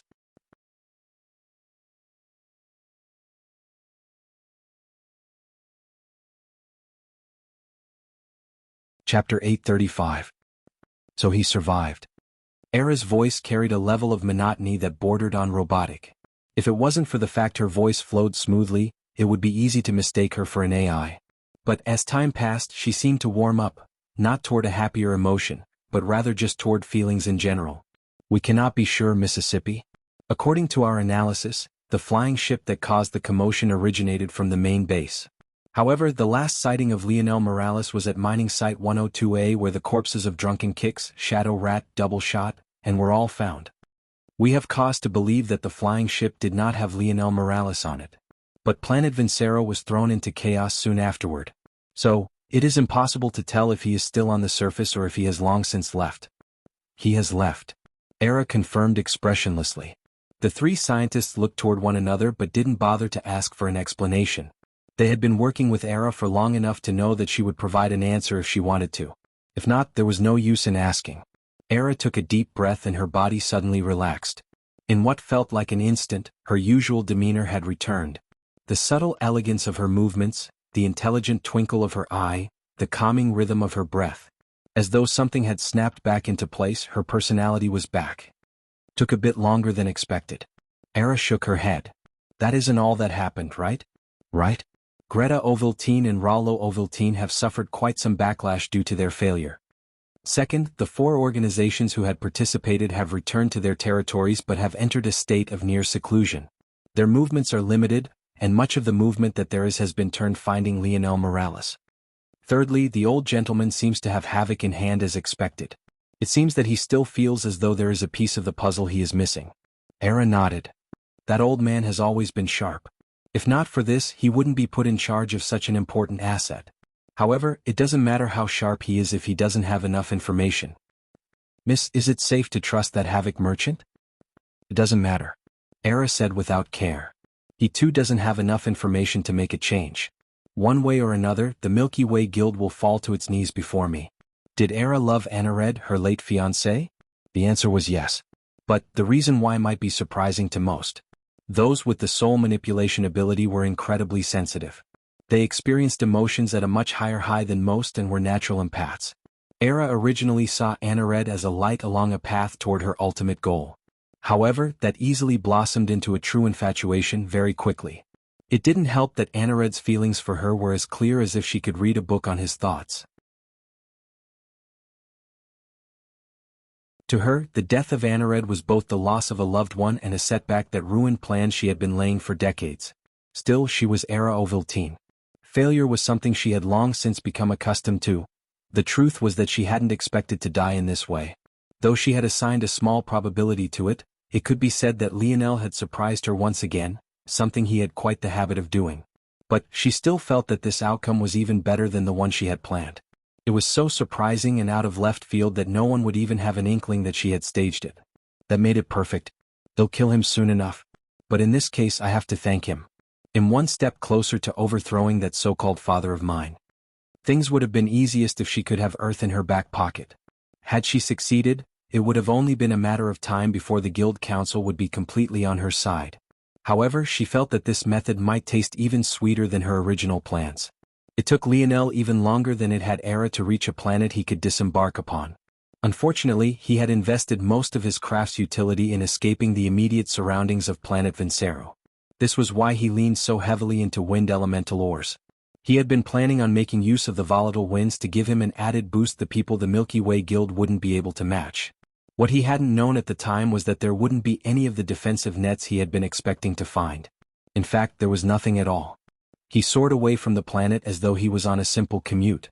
When Lionel managed to land on this mostly uninhabited planet, he didn't even step out of his ship.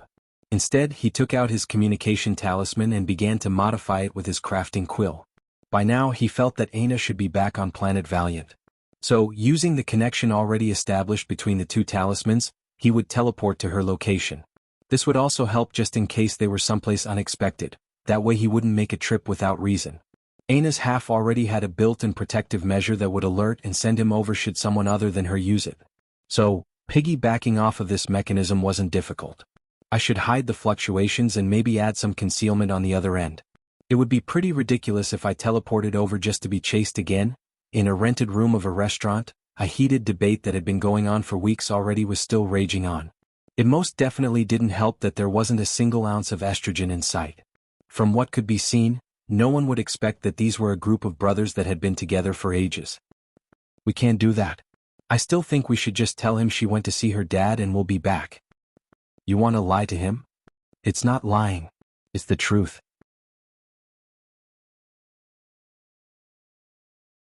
When in her words did she say she would be back? Why are you defending that woman? I'm not defending her. But she clearly had her own reasons. I don't care what the reasons are, they're all bullshit. We need to tell Cap the truth. Another volley of testosterone-filled insults and roars was about to be levied when an amused voice suddenly and easily cut through it all. Its volume wasn't even particularly loud, and yet it caused them all to turn their gaze toward the very same location. Tell me the truth about what? Lionel appeared with a smile, canceling his concealment since it didn't seem to be necessary. His gaze drifted across the room before it landed on the table. A stack of objects immediately caught his attention, causing his smile to freeze and slowly fade.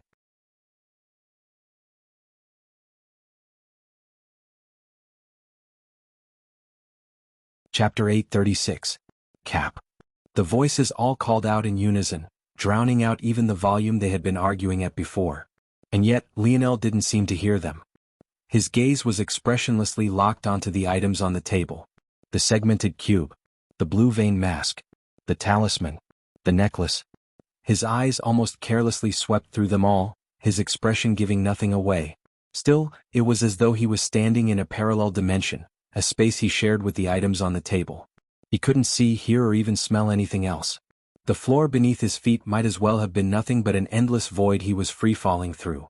The room fell into silence when they noticed the direction of Lionel's gaze. They all suddenly felt that it was ridiculous that they had been debating this topic for so long, only for Lionel to see through it all due to a slight carelessness. They could have never expected that Lionel would suddenly appear in this fashion. Even if they had wanted to hide the items, they never had a chance to. Cap. Joel stood from his position, approaching Lionel. None of them had ever seen Lionel get emotional. Even when he felt rage, he would instead enter a state of coldness that made even them uncomfortable. These group of brothers had been together for more than 10 years, not including the time they had spent apart. They had grown together. From the time they were 5 years old, putting on their first football pads, to the time they were all 17-year-old seniors. As long as they had played together, they had, of course, lost their fair share of games. However, not a single one of them could ever remember losing when Lionel got like this. It was as though they were all forced into a hyper-tense state, their minds and bodies on full alert like they were awaiting orders. Joel stood before Lionel, but the latter seemed to look right through him. It was the most uncomfortable Joel had ever felt in his lifetime. Lionel didn't divert his gaze, he didn't crane his neck or tilt his head to the side. In fact, Joel felt as though a hole was being torn through his throat. "Is that everything?" Lionel spoke. His voice didn't seem to carry much hurt. In fact, it was quite soothing. It was the kind of voice one could listen to when falling asleep. Lionel's voice wasn't normally like so. It wasn't too deep nor was it too high. It had a mellow carefreeness to it that drew those around him in. But at this moment, the soothing nature masked a sort of coercion that demanded an answer. It was the kind of question anyone hearing it was compelled to answer, the kind of question they couldn't lie and answer even if they tried. "Yes, that's everything," Joel responded. "I see." Lionel fell into silence and the room followed suit. The eyes of all his teammates focused on him, worry marring their brows. However, none of them spoke a single word. They knew that at this moment, nothing would get through to Lionel as he stepped into his own world. It was just like it had been in the beginning. He wouldn't even be able to hear them. And they were exactly right. Within Lionel's dream world, a dream clone of himself stood.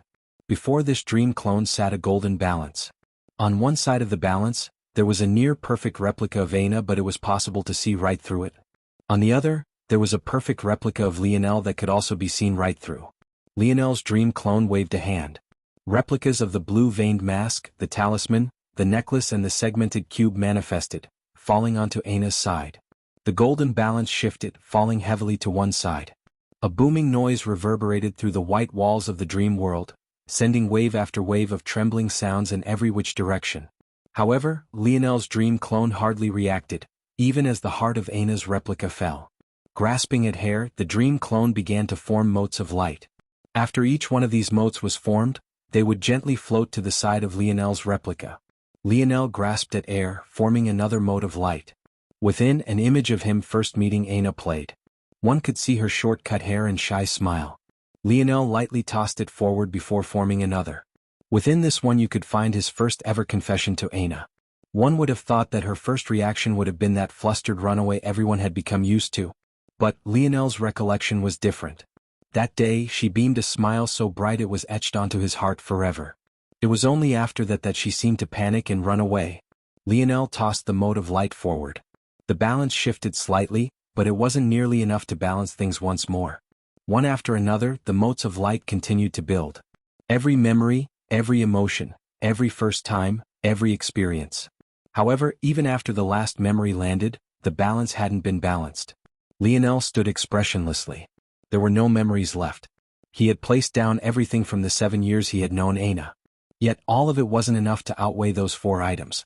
At that moment, it was almost as though scissors hovered above Lionel's heart, ready to snip at something that had been with him for what felt like a lifetime. However, just as the shimmering blades glistened, prepared to snap close, a memory hovered into Lionel's view, dancing upon the side of his replica. It was an image of Lionel kneeling on all fours over Aina's body. The bottom of her legs had been blown off, charred beyond recognition. His own face was covered in soot and grime, rage painting his expression. Without a word, Lionel's hand grasped at air once again. This time it wasn't a memory that formed but rather an item. Compared to the other items, it was shabby and even cracked in multiple places. And yet, it weighed heavily in Lionel's hand. It was a bracelet, a mere C-grade treasure. Lionel tossed it forward. When it landed, the balance trembled, finally shifting until both platforms were perfectly level.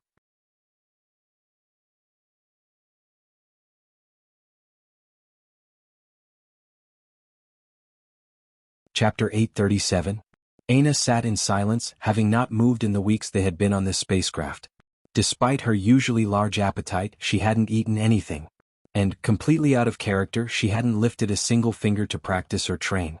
She simply sat there, staring at her wrist the same way she had been for ages already. On it, an old, cracked bracelet lay. She couldn't drum up the courage to hand it over with everything else. She convinced herself that Lionel didn't need it. After all, he had so many valuable things, right? He wouldn't miss a C-grade treasure, right? It would be fine if she kept it, it wouldn't be a big deal. He's probably already forgotten about its existence. Aina blinked, causing a discomfort to surge through her body. The dryness of her eyes almost made her feel as though something was scraping along them, making her shiver. Aina, you need to rest. Savon tried to convince Aina to take a rest again. She had lost count of the number of times she had tried already. Even for someone within the 4th dimension, it most definitely wasn't healthy to remain awake for so long. Even Lionel, who had dream force within the 5th dimension, still felt the need to sleep at least once a week, let alone Aina, whose soul force was only in the 4th dimension. Before Aina could once again give her a perfunctory answer about being just fine, Yuri's force suddenly surged. Aina couldn't react before she found her eyes closing involuntarily. Savon reached her arms out and caught Aina before she could slump out of her seat. The ship didn't have a lot of space. There was Yuri up ahead who took the helm, and there was just enough space for about 4 people to sit facing each other in pairs toward the back. The seat could also recline to allow a decent sleeping experience, and there was a compartment in the back with plenty of preserved food. Savon helped put Aina's seat into a reclined position and let her sleep. She couldn't help but sigh under her breath. She had witnessed a lot of breakups in her lifetime. After all, she had once been a high school student. But this clearly felt like it was something beyond that. Unfortunately, she didn't have any personal experience in such matters. She had never fallen for a man, so she didn't understand any of what Aina was experiencing. But she still couldn't wrap her mind around it all. If it hurt you so much, why did you do it at all? We will be crossing from a fifth-dimensional fold of reality into a sixth-dimensional fold very soon. Yuri's voice came from the front. You should prepare yourself. The jump from fifth to sixth is the largest you will have experienced until this point. You might even feel like you're back to being a normal mortal. Whether you can adapt or not will decide if you have a future ahead of you or if the fifth dimension will be your limit. Yuri explained this nice and succinctly. Do you want me here, Yuri? Savon spoke after a long pause.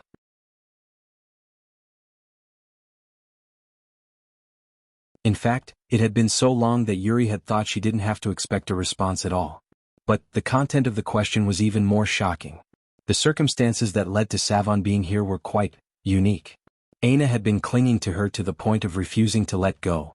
As a result, Yuri had no choice but to propose a deal to Savon. That deal was quite simple. It was an opportunity to step into the broader world and experience the dimensional verse in a way she never had before. Compared to a middling bronze organization, the place they were going was not just a single step above. Savon wasn't sure how to answer initially. She wasn't drunk for power, she didn't really have anything to strive for, and she had no family left.